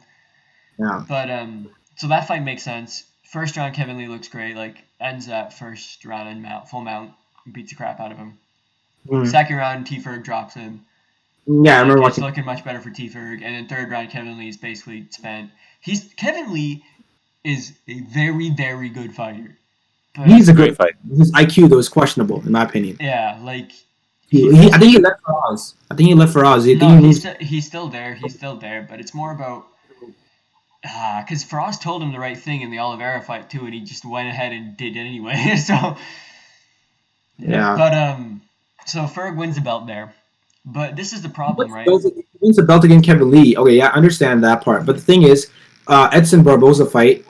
Originally, he was due to fight for the title right after that fight, wasn't No, he? he was supposed to fight for the belt after RDA because RDA and T Ferg had that main event, Yeah. and RDA just came off losing the belt to Eddie. Yeah. And I think Eddie had lost the belt to Connor at that point, so they were setting it up for That T was yeah. Ferg, and Con. yeah, and then Khabib Yeah. was also lurking, right? Like he hadn't Yeah. fought in 2 years, but he was the like number 2 or number 1 contender because he beat RDA before RDA went on his huge win streak to the belt. This is where I don't like the UFC's relationship with Tony though. Tony did literally everything they asked him to do, but the UFC never gave him the opportunity to win No, the I think it's undisputed title. I think it's unlucky all around. Like the timing didn't work out for him at all because the UFC 223 he trips on a wire and tears his ACL. You are never gonna hear that ever again. Like never ever. Yeah. So that crap happens to Do him. that, though. I mean, Khabib has to fight whatever. So Khabib Yeah. has to fight somebody for a vacant belt because you have to do that. That's your main event. Like Joanna Yeah. Rose is not gonna sell pay per view, but all that shit happens. There's only like 8 or 9 fights on the card left too. Khabib beats Ally Quinton short notice. And then T Ferg is now out for the year because of an ACL. But the thing about Tony Ferguson, he's freaking crazy. He comes back 6 months after, Gives us fight of the year. gives us a Pettis. fight. But this is where I think he should That was have Vince gone. No, fight, okay. bro. But this is because where Tony Ferguson's timing is so unlucky because it's like he should have got the title fight at 229. They were Yeah. him and Khabib fought back Yeah. to back. That could have happened, right? But Uncle Dana wanted No, because Connor threw some shit at a bus. Yeah. You have to give him a title shot, apparently. He broke bus. He broke bus, and Khabib took a shit on the bus. Simple. No, that's where I think that's where the UFC was like, okay, I understand. Obviously, Connor could be the biggest pay per view ever, but T Ferg and him were literally in the octagon 10 minutes apart. Yeah, you do that. Yeah, I agree with you, and it's unfortunate. But again, if the opportunity comes, you make Khabib McGregor or Khabib Ferguson. You make Khabib McGregor. And now T Ferg has earned a title shot again, right? Beats That's the bad part. That's the bad part. And then That's the bad part. Khabib gets suspended for a year. He gets suspended for a year. So now you're like, oh, let's just throw another interim belt because you have to do another fight. Yeah. And then T Ferg has his whole personal issues, which Yeah, we don't talk about unlucky. But yeah. then he can't fight for the interim belt. So they go for the next contender in line, Dustin Poirier, who just beat the shit out of Eddie Alvarez. Yeah. And then Max Holloway coming up the division because he's like a dominant champion. And right after he... Oh, we were talking about Dustin Tony. Huh? We were talking about Dustin Tony for the interim. No, they weren't talking... They were... Okay, the one guy they were going to put in that interim title fight was Max Holloway. So it was either Tony Ferguson, who they wanted... they wanted Holloway and Ferguson, but then since Ferguson pulled out, you got to throw Poirier in there. That's the next contender in line. Yeah. So Poirier gets the interim belt, and now Tony is super stuck. So now he's perfectly fine after April. Like he solves his problems. So he takes a short notice fight against Cowboy just to say like, oh, I'm still here. And to the UFC, that was a huge help because UFC 238 wasn't the best like pay-per-view card. Like it was Henry Cejudo and Marlon Moraes, sick fight, but not many people are gonna tune in to watch that. And it was Shevchenko and I, not many people are gonna tune in to watch that. Again, Shevchenko, that KO though. That KO though. Jessica I. She always pulls out these highlight reel fights, but then no fans. If she has no fans, then that's it, no fans. But then so T Ferg does him a huge bonus there. Yeah. And now you got to throw him into a title fight later, but then Poirier is gonna fight Khabib. And now Khabib beats Poirier. Now they make that fight for Ferg and Khabib. Never accepted it. And then the whole pandemic happens. Because what else would stop the Tony Khabib fight from then? Listen, I think this is where Tony messed up though. He shouldn't have taken the Gaethje fight. He should have just waited. He's like, Yeah. I'm gonna wait out. I'm gonna wait out how this. You don't know how the UFC is gonna work. And like, what if they just throw the next guy in line? Because the one time that Tony had the chance to get the interim title fight, he couldn't do it, and they just threw another guy in line. They could have made like a Gaethje and whoever, and then called that an interim title fight. That's bad on the UFC's part though. They know they know the fight is supposed to be Tony Khabib. That's the main event. Okay. Yeah, no, Khabib, but like first card coming back from the pandemic, Cejudo and Cruz is not gonna headline that. Right? Yeah. So Tony did him a favor there. In my opinion, even though he lost, I think he should still be getting a title shot after that loss. Yeah, but then Khabib and Gaethje is in September and he retires. So at the end of the day, you can't throw him in the title fight against because then you're like, okay, who's fighting for the vacant? But then Dana had to pull his whole shenanigans and go like, oh, I'm having meetings with Khabib. Yeah. So I don't like that. I don't like the whole thing because he already made up his mind when he said I'm going to retire. And then in the meantime, Tony Ferguson loses to Charles Oliveira. So can you blame Dana though? If the best, like my biggest moneymaker or second biggest because of Connor wants to leave, I'm gonna beg him. I'm gonna be like, yo, please don't leave. Yeah, but like if he retires in the cage like that, I think you kind of have to go with him. Yeah, Khabib fought once a year though. He wasn't an active kind of guy. He always fought once a year. So we're already coming up on like an hour and 20 minutes. Oh. All right, we'll wrap it up in 2025 minutes. But it's heat, man. It's heat. Imagine you're at the cusp of Conor McGregor, Khabib 2. Hundreds of millions are about to come in, and the man says, no, never mind. I agree. Yeah. Personally, I don't like it, but I agree on it. Obviously, I agree with you. Yeah, but why are you throwing Conor into a title fight off of beating Cowboy, man? Bro, if Conor won the Poirier fight, let's see how this plays out. If Conor won the Poirier fight in January, we would be seeing Khabib McGregor too, in my opinion. I think we would be seeing. No. We would have seen Poirier. No. If you lost the fight, okay. I think we would have seen Oliveira and Conor then. That's the biggest possibility, but I think Dana would try and convince, yo, my son won. Can you please fight him again? Yeah, that wasn't gonna work. Yeah, I think my son won. Can you please fight him again, sir? So you can smash him, and then please get your 30 and I'll get the F out of here. Yeah, this is where that's where an initial problem came up too. Like they should have just thrown a belt on Conor Poirier 1 or 2. You think so? Yeah, sure. Yeah, I think so. Yeah. I think it just it saved you this step of Conor Oliver and Chandler. Yeah, but Conor won. Your son lost. Now what do? Your son has to make his way back up. That's you don't want that. Okay, so let's just go into that and talk about the main event. Like and then we'll look at the late. Yeah. Literally, stylistically on paper, such a sick fight. Like both of them. I did a soft top. I just have to say, I called second round finish, man. I should have to say it. I called second round. Did you pick somebody though? Who did you pick? Oliveira, second round finish. Oh, I said Chandler KO. I also said Chandler KO. But in all fairness, I said Betty decision and Barboza third round TKO. Yeah, to be fair though, the first round. That's like saying Yuri Prochazka and Dominic. Yeah, Dominic almost won second round, like I said, but no, he decided to die instead. That fight was also like anybody could have won. Like you saw the margins in the fight. That fight. But like Chandler anti-BJJ, one of the elite guys for that. Yeah. Like never been submitted and fought like a bunch of submission guys. So, but the thing about Chandler was for those body shots, because Oliveira has a really high guard, right? Like his whole body is open. That's what Chandler was going for right away. So you saw the weapons, right? Like Chandler had to go to the body early, and Oliveira was going for calf kicks and then counter hooks all day long. Yeah. Every time Chandler comes in, he throws his 1-2, but then he doesn't bring his right hand back up. I mean, again, Chandler's a midget too, so like he really has to reach into the body. That is where I saw this comment that tonight there are two lightweight guys are fighting for the belt. But on July 10th, we see two of the best lightweights fight for the.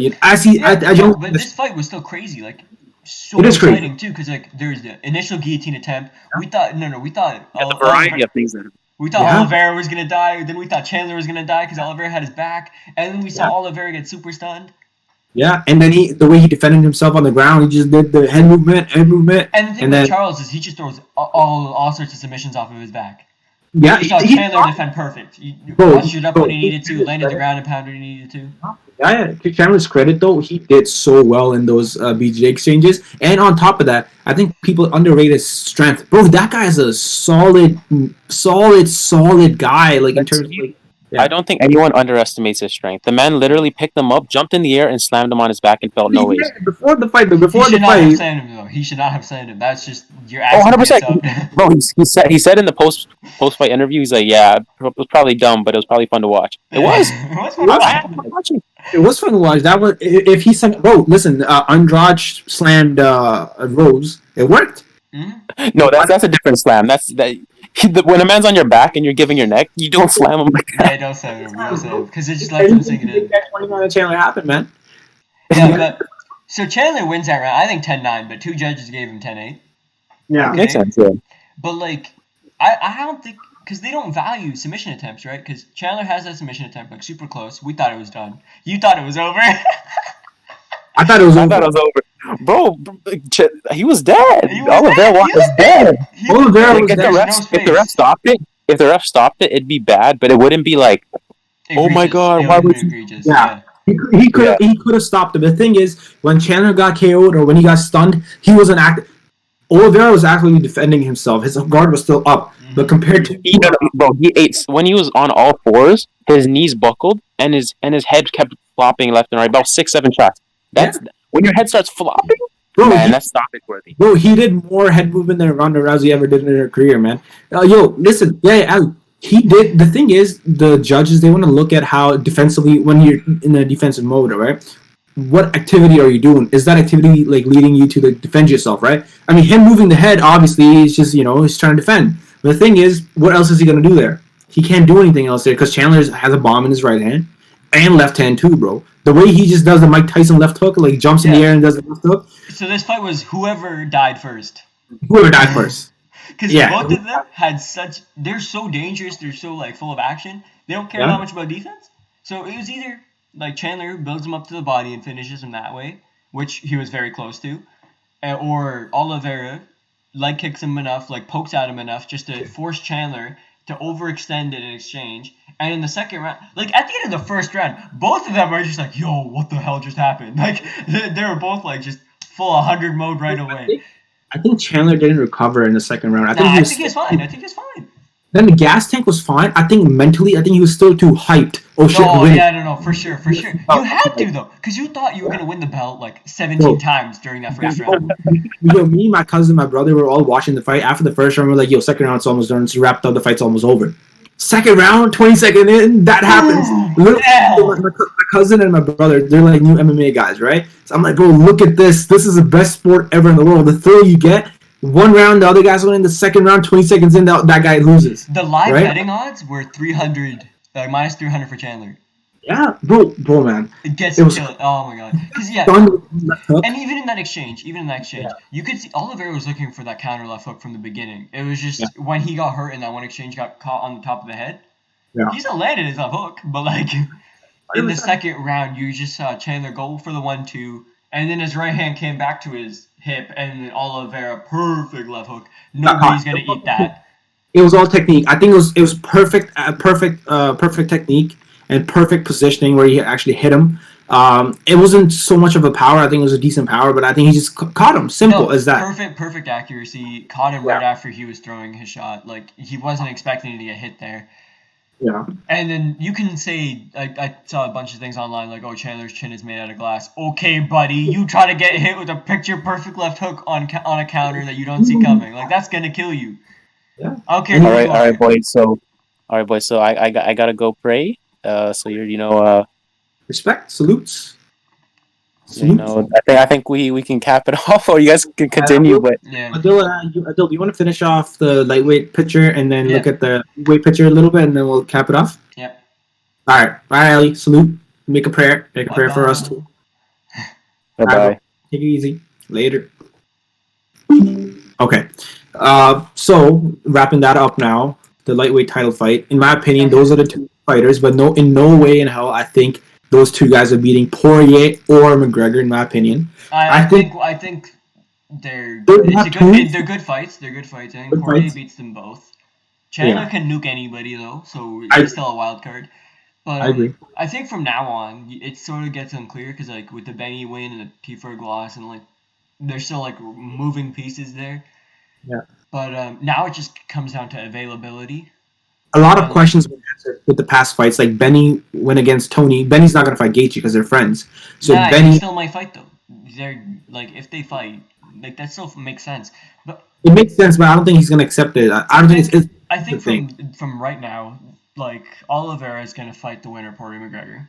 That's Yes. gonna happen in July. So that title fight's probably gonna happen like towards Yeah, the end of the year, November, December. But I think now it's interesting to see where Gaethje goes, because Gaethje could fight an RDA, but if they were he gonna doesn't. but if they were gonna make that fight would have already happened.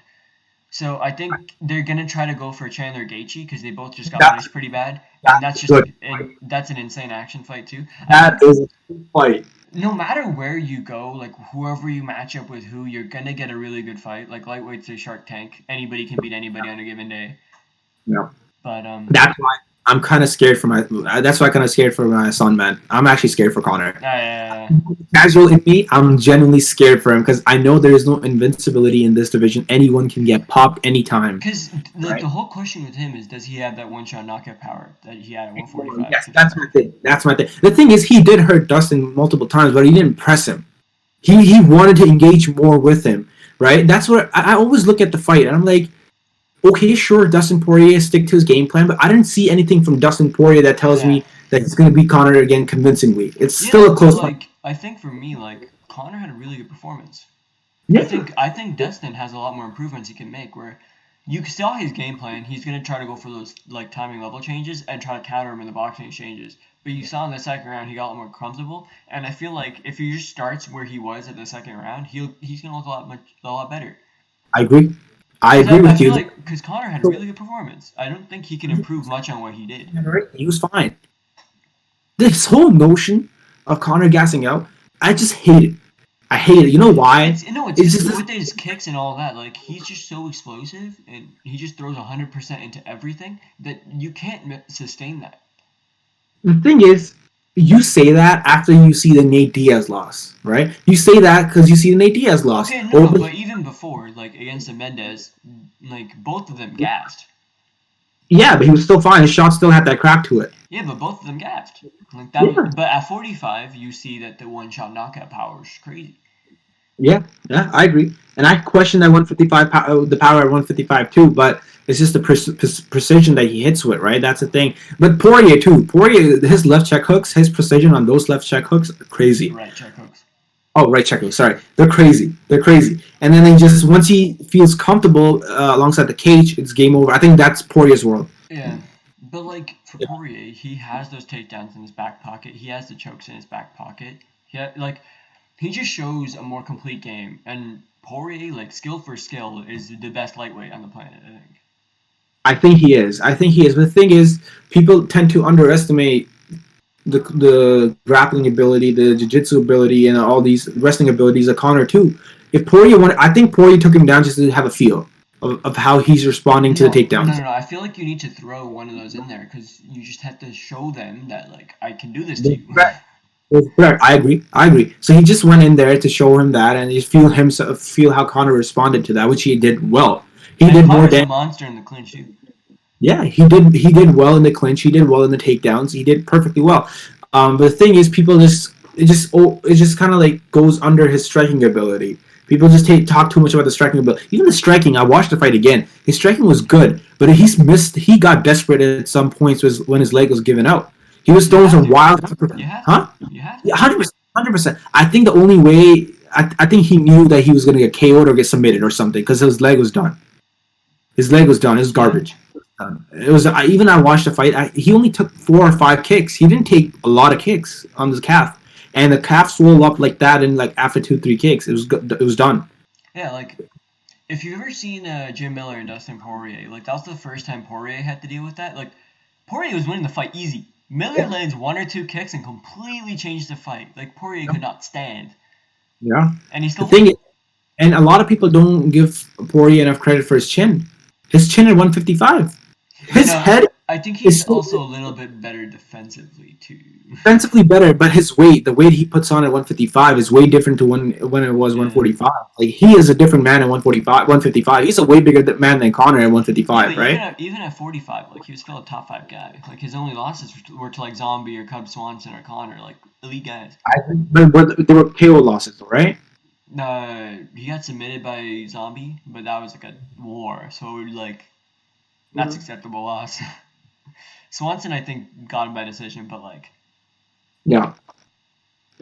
Yeah. Well, yeah. Like I said earlier too on the Twitter, the tweet that I saw, that the main event yesterday decided who is going to be the lightweight king for now. But I generally think 264 is where we see the new lightweight guy. I think it's going to be Poirier McGregor title for the title next. Yeah, no, but like Oliviera's got the thing now. He's gonna main event a pay per view, make a lot of money. Like it's really good for him because he's been in the UFC forever. He also has the most UFC finishes ever. I didn't even know that. Oh, he broke Cowboy's record.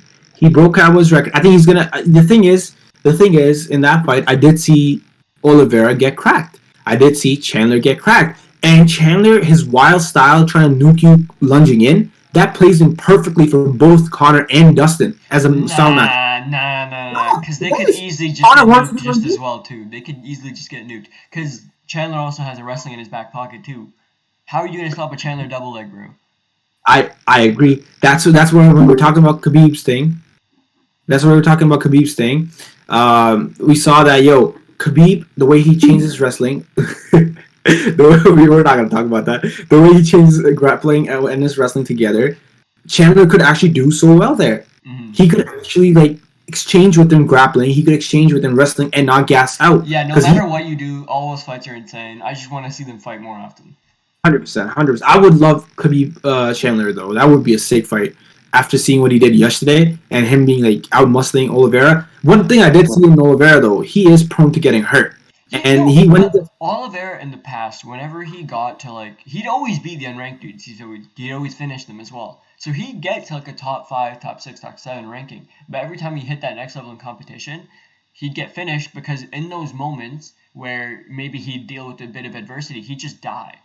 Like, if there would be a second, like you could see the moment in time where Oliveira just breaks mentally. And he fixed that entirely throughout this whole run. Because you see these moments in the fight now where the old Oliveira would lose. Like 100%. Oliveira gets hurt, comes right back now. It's really cool to see. And even like we know Oliveira has the skills, right? But it's just more about executing. Yeah, it's just the mental part too. How much are you able to sustain the damage and then come out the second round? And the way he came out the second round, all like proper like hands up, stand up, like I'm gonna get you out. He did get him out. The thing is, that's where the beauty comes in with the whole journey process. Some fighters they lose early. Same thing with Dustin Poirier. Because he grew up in the UFC too. Max Holloway, same way, right? Like these guys are coming to UFC at 20 years old. 11 years in the UFC, pretty much, and heck a lot of experience fighting different kind of fighters. Lost a bunch of times, but got his shit together, and then boom, look at him. Now the thing is also the timing for the Tony Ferguson fight. The timing plays everything in this sport. The Tony Ferguson timing and this title shot timing. You could argue that Oliveira, after beating Tony Ferguson, could have potentially fought a Gaethje for a title shot, but okay. But he waited for his opportunity too. He was smart. He turned down like Gaethje on short notice, I think, or short notice. Let's fight in January or February, I think. Which is good. I think they even offered him Benny. Did they? Yeah, like I know Benny and Charles are supposed to fight before Charles got the Tony fight. True. I saw that somewhere too. Oh yeah, I saw that somewhere too. I saw that on Twitter too. Yeah. So yeah. Now you talk about Benny. Okay, Oliveira's a champ. We know Poirier McGregor next title shot. Who's that? You come back. Is that Ali? You back? Yes, sir. All right, man. Yeah. So here's the interesting thing, right? Like if you do a Chandler and Gaethje. Yeah. Benny's not going to fight until the end of the year, and RDA sort of has to fight now. Mm. So what do you do with RDA now? RDA though, Benny wants to fight top 5 guys. RDA, I think he needs to fight. Yeah, no, but with Oliveira becoming champion, everybody below them moves up one. So RDA is 6. Okay, RDA is 6. The new rankings are probably going to move Benny up to like 3. Bro, the new rankings are gonna. All I know, the new rankings are gonna throw CSO all the way down to like 8th and 9th, bro, and that is sad. Yeah, it's super sad. It's sad, but You look at the rankings from like 5 years ago. Like, there's no Eddie Alvarez's, there's no like Tony Ferguson's in the top ranking. There's no Michael Johnson's, there's no Nate Diaz's. Sucks, man. Like you guys get old, man. yeah, man. The sport moves on quick. Last year we are talking about 12-fight win streak versus 12-fight win streak. Khabib Tony. Now we're talking about Tony retiring possibly. And last year you're talking about Joe B. Like everything's setting up for him winning the belt in February against Figgy and dies twice. Yeah. The B stands for bum. Joe Bum. Yes, sir. Yes, sir. Just like Edson Barboza, the B stands for Barboza. No, it stands for Edson Bum at 155. You can tell Adil doesn't like this because he loves Joe B, man. You just hate to see these people just like keep losing because you're never gonna see Jacare get submitted like a year ago even. It just sucks to see. We'll get old. Jacare went to a split decision where he easily could have won it. Jan Blachowicz 2 years ago, and Jan Blachowicz is now the champion, knocking out everybody, and Jacare is getting submitted by an unranked guy. Exactly. Sport moves on. Okay, so life comes at you fast. Yeah. Okay, so we covered lightweight. Do you want to talk a little about welterweight? Because we already know what's happening with welterweight. There are a bunch of babies not wanting to fight each other. Kamaru wants to fight in July again. The most active. I think if Leon kills Diaz, he gets a title shot. If Diaz beats Leon, he gets a title shot. I think if Gilbert Burns beats Wonder Boy, he's going to have to fight another guy. Yeah. I just do not want to see Colby Covington get handed a title shot off of doing nothing. I feel the same. Listen, I don't want to see it. I don't want to see it either, but listen. That's the most competitive fight you can make. When you're America's greatest fighter and Donald Trump's favorite fighter, you get a title shot. But now listen. In all honesty, though, Edwards win against Diaz, he's going to get a title shot, as he should. I think Burns should fight Colby after Wonder Boy, and that should declare the next title shot, in my opinion. Because Gilbert Burns. If I'm Colby, I need to fight right now, and the only guy right now is either Luque or Chiesa. And Luque makes perfect sense to me. You fight or Chiesa. Chiesa makes sense. He got called out by the champ.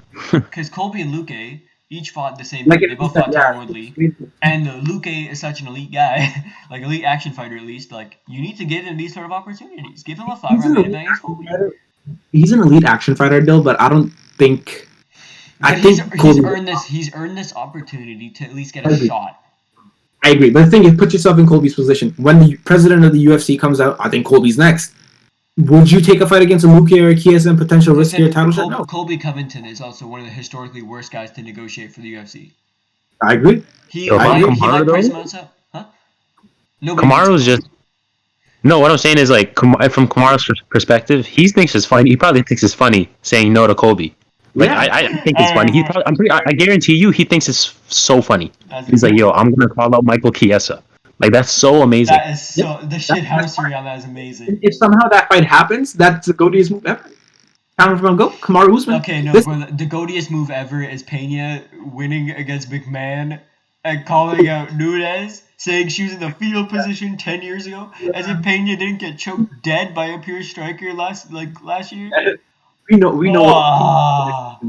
she's next in line. Listen, so Kamaru Usman fought twice this year. In my opinion, I think he should take a break. Already, yeah, he already fought twice already. No, Usman wants to fight more. He didn't take no damage. I mean, he didn't. The thing is, the moral victory that you get over fighting Masvidal and KOing that way, it's just that confidence in you, like you can take over the whole division, and he can't. I think he fights in August, man, or August, September. I think you could do an Usman title fight, and then Glover and Blachowicz come in. I agree. August is Ngannou Lewis too. Okay, we're gonna. Is that for sure? Like we know. He said it again last night. That's the one that makes most sense. Ranking wise, Ali, what are you saying? Ali.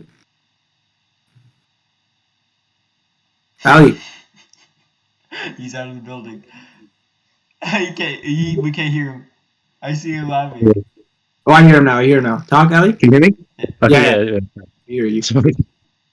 My dad called that picked up. My bad. Oh, okay. I just muted it. Yeah, what were you saying earlier? I don't remember. Derek Lewis and Ngannou. Oh yeah, no. I was just asking like if that's confirmed and yeah. Yeah, Uncle Dave says that. Okay, but I That's think what you do now is if Stipe isn't gonna fight until later, I don't know what you do with him. But the winner of Volkov and Gon has a legit chance to ask for a title shot. Is that fight in the works or is it like confirmed? It's a main event for like late June, I think. after Lewis, after Stipe, after Jones. I think Because John Jones, he just said he doesn't want to fight, which means he's just asking for more money. So I hate when Dana does this. I hate when Dana's like, okay, you're not gonna, you don't want to fight Ngannou, fight Stipe. Robert Whittaker doesn't want to fight Adesanya. It's the craziest shit I've ever heard in my life. Fuck you, man. Yeah, like the things that he does at times, like okay, we know John Jones, light heavyweight GOAT, arguably the GOAT. I think the GOAT goes by divisions, but yeah, he wants to move up. Why is he gonna take the first contender fight? Just let him fight for the title. No, dude, I think it's gonna sell. No, the fight right Do you think it's unfair? Like it's definitely. I don't know, man. He can't be asking for a shit ton of money like that. I could though. He could. He could though. I think He's not bringing in money though. No, but I feel like if take a percentage. I think take a bigger percentage of the It cut. needs like a stadium. I agree. I don't think I they're agree on gonna that just person. do pay-per-view stuff in like a rando arena. Yeah. It needs to be in like those Las Vegas, the Raiders Stadium or something Yeah, crazy. I think Jones, he's not in no rush because he knows eventually he'll get the fight. Unless you throw that in UFC Africa. Africa, oh, Thrillin' the Dilla? He said he's down to go to Africa. Yo, listen, man. Like, yeah, because you could Jones and Ngannou in Africa, no one wants that. You want to see Jones and Ngannou in the MSG or Vegas, man. Oh, bro. Yo, you throw the Nigerian GOAT, Kennedy, and Zechiku on that card too? Oh, I'm going to carry everything. In the 145 GOAT, Sadiq Yusuf, man. That's the seed. Oh, GOAT shit. That's the GOAT. All right, so, okay. Sorry. Did we cover welterweight? We already did welterweight. Yeah. Let's talk about middleweight. We already know Vittori to that shit's booked up now. Like it makes sense now. The only person that doesn't have a fight right now is Gastelum and Whittaker, but Whittaker's getting the shot after Vittori. Exactly. Till. Talking about Till. Till is fighting Brunson. So okay, Till wins that fight. Till Bumson. Till wins that fight. I don't know about that one, man. Come on, Derek Brunson is not a top 5 middleweight, man. Come on. I think it's more competitive than people say. Nah, Till's chinning him. I think Till chins him though. I think Till chins him. Till will starch him. Because listen, man, all he did against Kevin Holland was just take him down and he got into top 5. Till has better wrestling. Till has better striking. Till will spark him. Yeah. And you look at the size. And the size. Okay, so that's I think Till's already won that fight. You know what I really Costin Cannonier is a freaking such a sick fight. It is that fight that gets me moving. The thing is, though, I really, really wanted to see Whittaker Costa.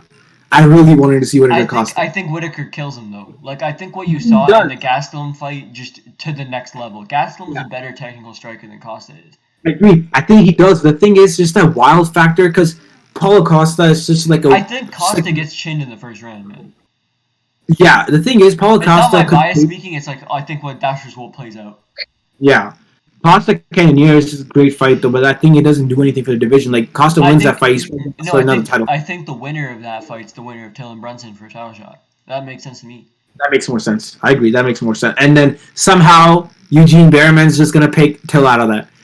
I think Robert Whittaker. I hate that guy. Whoever interviews him and lets him talk, just stop. I don't know why they're trolling Whittaker so much. I hate how they claim Volkanovski when Volkanovski literally trains 90% at another gym. Yeah, 100%. I think he missed a big component of the welterweight division. We missed Hamzat Chimaev, man. Come on, we got to talk about Chimaev. Bro, we have to. He kills Magny in August. He turns around next week, beats the shit out of Kevin Holland. Gets ranked at okay, don't say that. Don't say Kevin Holland. Take his name out of your mouth. Okay. He beats Magny. I think they might, if the hype train is like properly on. Then he beats Usman. Yep. No. Then he gets like a Gastelum or something like that. So then he's a top 10 guy at 2 divisions. The world is no. So this will happen. So he beats Magny, right? So he's in the middle of 170.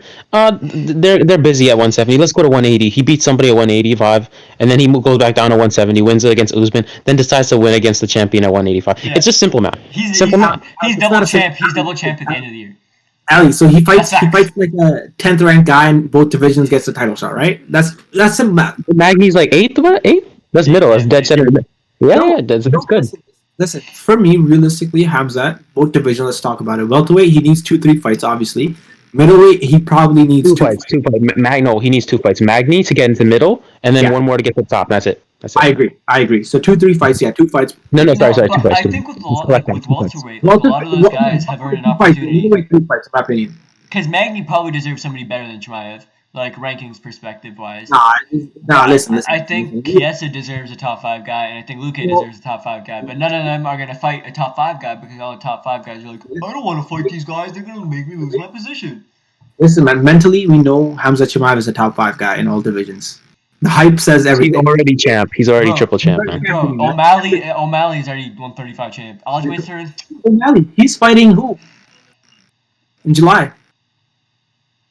Oh, Is he another bummer. another bum? When is he gonna get a ranked guy? I don't know. I don't know. Yo, no. This is where you could give Islam the rocket ship because you could do a Gaethje and Benny, and then do Islam's fighting some. versus the winner of that. Islam's fighting some next guy in July. Mm-hmm. Thiago Moises. Thiago Oh. Moises is a good fighter though. Fighting some next guy. He's That's a good. fighter. That's a good fight. But he's not even ranked.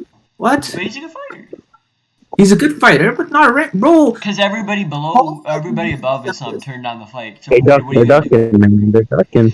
Make Felder versus Makachev, man. They already. Felder doesn't want to fight. That guy's he's chilling at his job. Bro, It's commentator job. Felder and Tony. Why didn't we say that? Felder Tony. That makes sense. So that Tony can get booted out of the top 10 too. Yes, sir. Bro, Felder and There's Tony. is the- no way Felder beats Tony, man. Come on, that hurts too much to say. I don't know. That is pure violence. Though. Elbows, man. We all said this was going to be pure violence, but there was no violence. It was just straight up domination. I kind of predicted that though. I did say Dariush by decision. Yeah, you did say Benny by decision, but we were also like getting hyped up like, oh, violence, CSO, slice and dice. But none of that happened. None of the slice and dice happened, bro. We saw that against the air though, bro. CS. Oh. Yes, sir. Bro, I'm gonna go just because of that. I want to position my elbows against a wall or something, bro. Yeah, that's the answer. I'm gonna go CS on my wall. Chip shit only. We're gonna start training and break each other's ribs. He made Yes, me do sir. it. I looked at this MMA gym on here, Legends MMA. It's down. Let me give you guys the proper address. Whoa! This guy's getting too personal on the podcast. That's crazy. Okay, yeah, bro. Relax, man. We're gonna get doxxed already. He's gonna dox us with 2 accounts right now. Oh, okay. Yeah, it's the Legends MMA gym in Australia. We're all podcasting out of Australia. But yeah, Benny Gaethje makes sense. Benny Chandler makes sense. Gaethje. Okay, but Gaethje also has to fight right away, so that's why Gaethje Chandler makes sense. I agree. I think Chandler wants to return quick. Yeah, no, Chandler's gonna be crazy. He's just gonna want to fight in October or something like that. Yeah. I think he's gonna get that. Half just wants to spend time with his dad, man. Yeah, Mike Chandler Senior, man, the mayor of the UFC. Black History Month representative. Yes, sir. Half man. And you literally can't hate Mike Chandler though. He is like the content. I hate him. I hate him. I don't know what you say. Don't tell me who I can hate and who I can't. I can hate him. Like, you can't hate Benny either. Like Benny is just too nice of a guy, man. Listen, bro, I think kill you with kindness. Bro, I have a feeling that Khabib's gonna come out of retirement in like 2 years, or 1 year, 2 year. Nah. He's too busy, man. Khabib's way too busy. What are you too busy? He's Breeding doing champions. I think he's proved his point. He's proved his point, but he can come back. He's gonna come back for one more fight, whatever that happens. No. Khabib, I'm telling you, Khabib is 205. He's happy being fat. Like, he's just going to train with his guys. Ali Abdelaziz rolls with his guys. He freaking spars with them. Same thing with Khabib. He's going to be the coach who's there, interactive. He's going to be teaching guys 101. I think for the last part of this, we should talk about next week's main event, though. No, did we cover up heavyweight, though?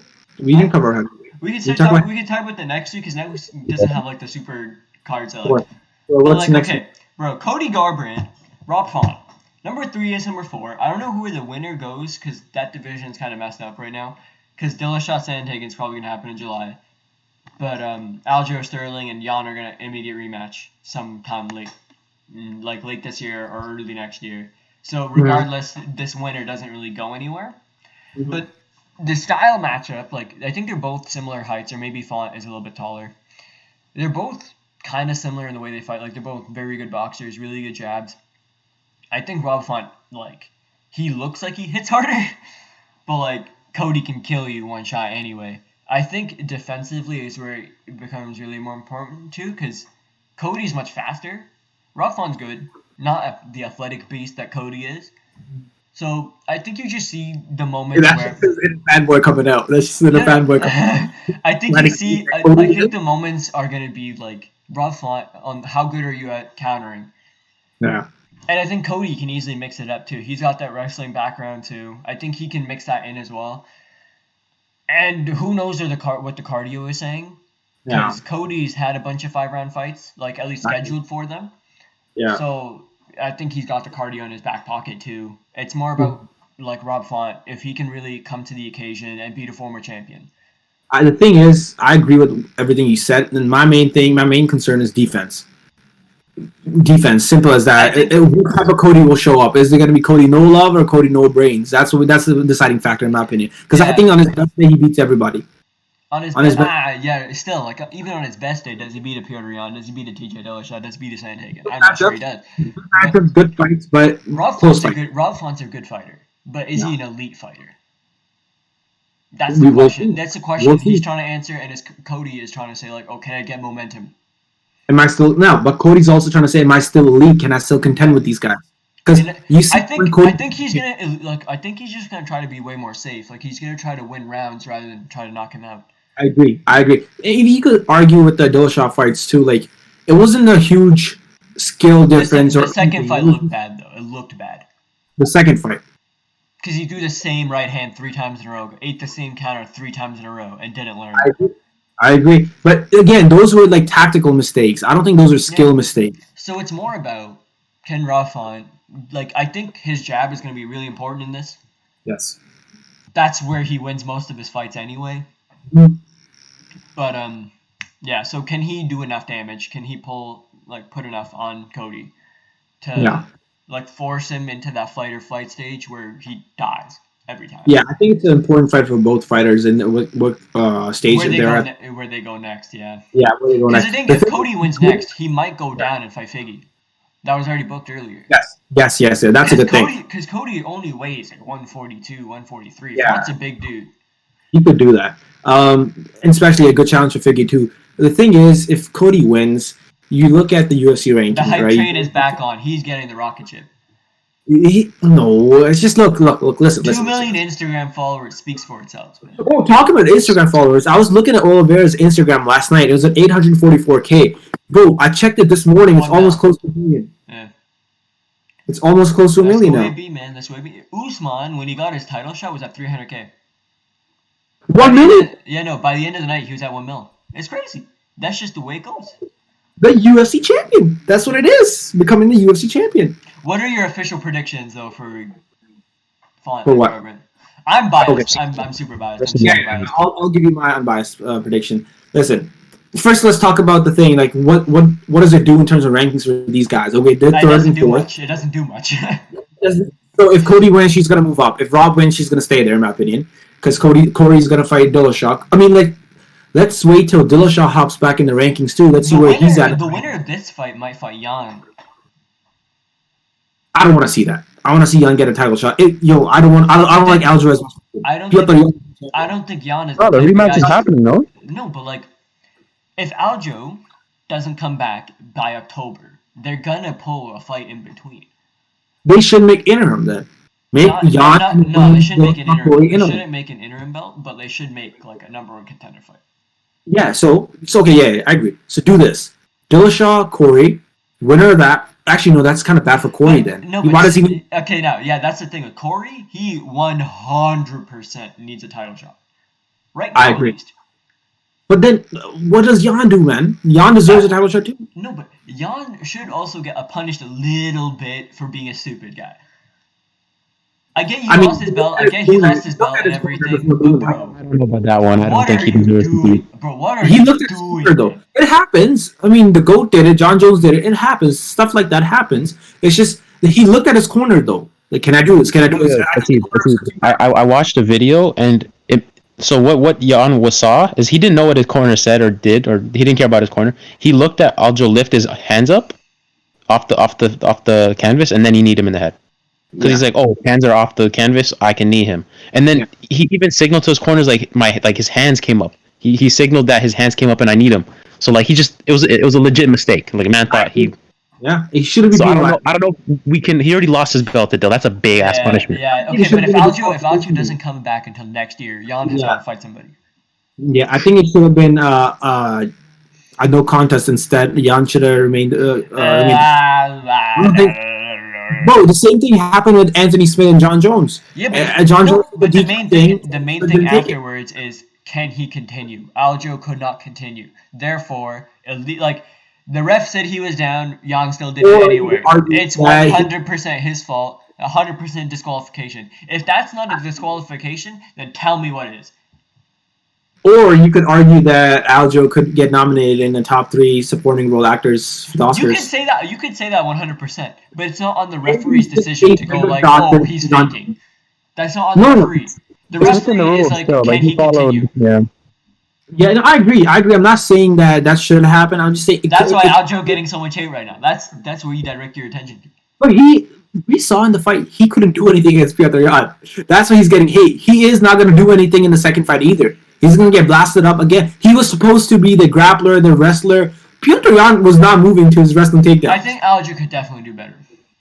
He can do better, but he's not going to be the same. He's not beating Jan. We all saw come back worse, man. If anything, he's come back worse. Yeah, it's going to be worse. I feel like he's going to get KO'd in the first or second round, and then Piotr Jan's going to be like, I'm back. I'm back. It's normal. I'm back. It's normal. All right. Yo, I think official prediction. I would say Garbrandt by decision though. That's where I initially asked. Okay. Okay. Rob Font, like you said it perfectly. I think the smart pick would be Font, like second round TKO. Yeah, I just don't have that confidence behind Cody. I just don't have that confidence. It's just me being generous. I love Cody. I love his style. I love watching him, but I don't have confidence in his decision making. Right. But again, the Munoz fight showed that he was calm and everything. He did good things. The Munoz fight, he got beat. 100%, he just got beat. There was a headbutt in there that got him hurt, but he got beat. His calf was done. Yeah. Right. So you could argue that in that fight, okay, people are acting like, oh no, it's just that one shot. That he made the same mistakes again in that fight. No, but he got headbutted and then he was out basically. From then on, he was out. Yeah, but again, then he got headbutted, he was out. Okay, but then again, Munoz also ate a flush-flying knee to the chin and 17 right hands too, so... Yeah, I agree. So that loss, okay, acceptable. Then he fights Assunção. Looks good. He fucked up Assunção, man. He looks good in that fight. And it's hard to look good against Assunção. Yeah, that's Assunção, though. So this fight against Font is a real test. Now, you could say, if Font wins, he could potentially fight Piotr Jan, right? If you want to put it that way. I don't know where Font goes with the win, to be honest. Yeah, I mean, Piotr Jan fight could be a possibility, but I don't think Piotr's going to accept any fight except a rematch, in my opinion. And Font isn't worth it to risk that. Yeah, I think Cody would be enough to risk that. I agree. Because Cody and Jan already have a beef. Yeah, they already had their own bantamweight version of McGregor and Khabib thing, bro. The Russian thing going on. they had the backstage shit going on. Listen, you have Cody. Cody wins. Okay, my prediction. Let's talk about prediction. My prediction. I think Rob Font's gonna get it done inside like 2 rounds. I think so. Yeah, I think the smart pick would be Rob Font taking it. Yeah. My logical prediction. I love Cody. I want him to win by a KO to get a fight against like. I think this is like a 55-45 sort of fight though. I agree. So, yeah, close fight, but I favor Rob Font. My logical side favors Rob Font because I didn't see enough from Cody yet. 3 straight losses, comes back against Font, his win against Marlon, it looked like Marlon was a shot fighter. Yeah. And Font was coming off a year-long injury. Yeah, Marlon just got shot up, bro, after the Aldo fight. And the Cejudo fight was the bad one. I agree. Even the Aldo fight was like, pretty like kind of demoralizing for him because people say Marlon won that fight, man. If you rewatch that, Aldo in the 3rd round, all he did was move forward and didn't land. Yeah, I probably need to rewatch that then. Yo, but again, Jose Aldo, but bump. He's top 5 though. He's top 5 is bump. He's getting beat up. I think. By the way, he could fight Cruz. Dominic Cruz is a good fight. But again, against Casey Kenny, Dominic Cruz looked good. Yeah, but Aldo just beat Cheeto Vera. Like, they're both off of, like... Yeah, I feel you. Okay, that'd be a good fight for Dominic Cruz to get into top 5, right? Or Dominic Cruz versus Frankie Edgar. That could make sense. Do that again. I think I want Frankie to retire. I think Frankie's got a few more fights in him, but like Yeah, top 5 guys. I think he gets murked, in my opinion. Same with Aldo. He gets murked in both divisions, top 5. What else? I think Aldo against anybody's a sick fight though. The guy comes to fight good. He comes to fight, but it's like he's like one of those fighters now. Like he's on the tail end. He just comes to fight, exciting fights, but not no championship caliber. Yeah, like, bro, this Piotr Jan versus Aldo. That fight, he took a beating. No, but those first 3 rounds, Aldo was winning. I agree, but then the beating that he took from bro, that was deadly. It looked bad towards the end though. It looked bad. It looked bad. It looked like he needed some milk. Like he was on the way to like the first 10-1 round. I agree. So you have that. So that clears out the bantamweight picture. We know Piotr Jan. What's the co-main on? Match? I can't look. I'm recording. Okay, I'm watching. Okay, so the Jan and the Carla Esparza fight, the women's fight, is co-main. Oh, okay. And then that's a title eliminator. You got Baia Felicia on the card too. That's the last women's 145 fight. What? They're shutting. What are these girls gonna do? Move down? I don't think Felicia can move down. Norma Dumont already missed weight a bunch at 35, so who knows? Why are they doing this fight when they're already going to shut down a division? I have no idea. Maybe they have a fight left on the contract, or I don't know, man. True. The contract, I respect the contract. I agree. Okay, and then they had Jack Hermanson, Edmund Shabazian. Sick fight. So who do you got that fight winning? I don't know. I think Shabazian can easily win by first round knockout, or I don't say easily. I don't trust Jack enough to survive. But like I love Jack, so I'm gonna be biased. I'm gonna say him second round sub. Yeah, it's the same situation with me with Cody. Like I love Cody, but I don't trust. I don't have enough confidence in him. If Jack Hermanson gets on top of you, you're dead. Yeah. See, it's a close fight. I don't have a pick yet. I gotta see more though. I don't have a pick yet. I'm looking at thing. Because Shabazian looks like an absolute killer for the first minute. Not first round, I mean. Yeah, he can fix. I mean, that's not such a huge. No, but if it was something he could fix, like easily, he would have done it by now because it's been that apparent. Like it's been apparent since the first fight in UFC. It's just, it's just you think he's like such a great prospect because he's killing everybody in the first round. Yeah. You're having Hermanson. Yo, I hope you know he's 23, bro. He's our age almost. Yeah, so how you gonna tell me? He's not just going to come in with a new skill set. He's 23. Yeah, no, but like I'm saying, from his first UFC fight, he won by split decision. But what does that mean? He's 23. He has the same problems, though. I'm saying he wins. 23. I'm saying he wins, but like he's got to fix up those flaws. What I'm saying is he's 23. Like, how do you know? He is eventually going to be a world champion. He's 23. Damn, I didn't know he's 23. He's like the Macy Barber level. Yeah, bro. He's young. What? Sick fighter. He is a sick fighter. Also, basically, we should definitely wrap up because like we're gonna have no content for next week. Yeah, this is 2 hours. We definitely overstepped our boundaries, man. I don't know why you guys kept going. Me leaving was like the hint of you guys wrapping up, and you guys just kept going. Facts. All right. Yeah. So, all right, boys.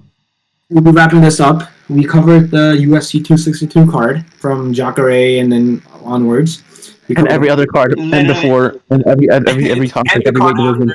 And if we don't stop right now, we'll probably be covering like all the 3 cards, the next cards after the fight night next week. So we'll wrap it up from UFC 262, and then a little preview of UFC fight nights of Cody and Font. We'll be coming back next Sunday again, talking about what happened in the Cody and the Font fight. Hopefully, Cody No Brains get a win.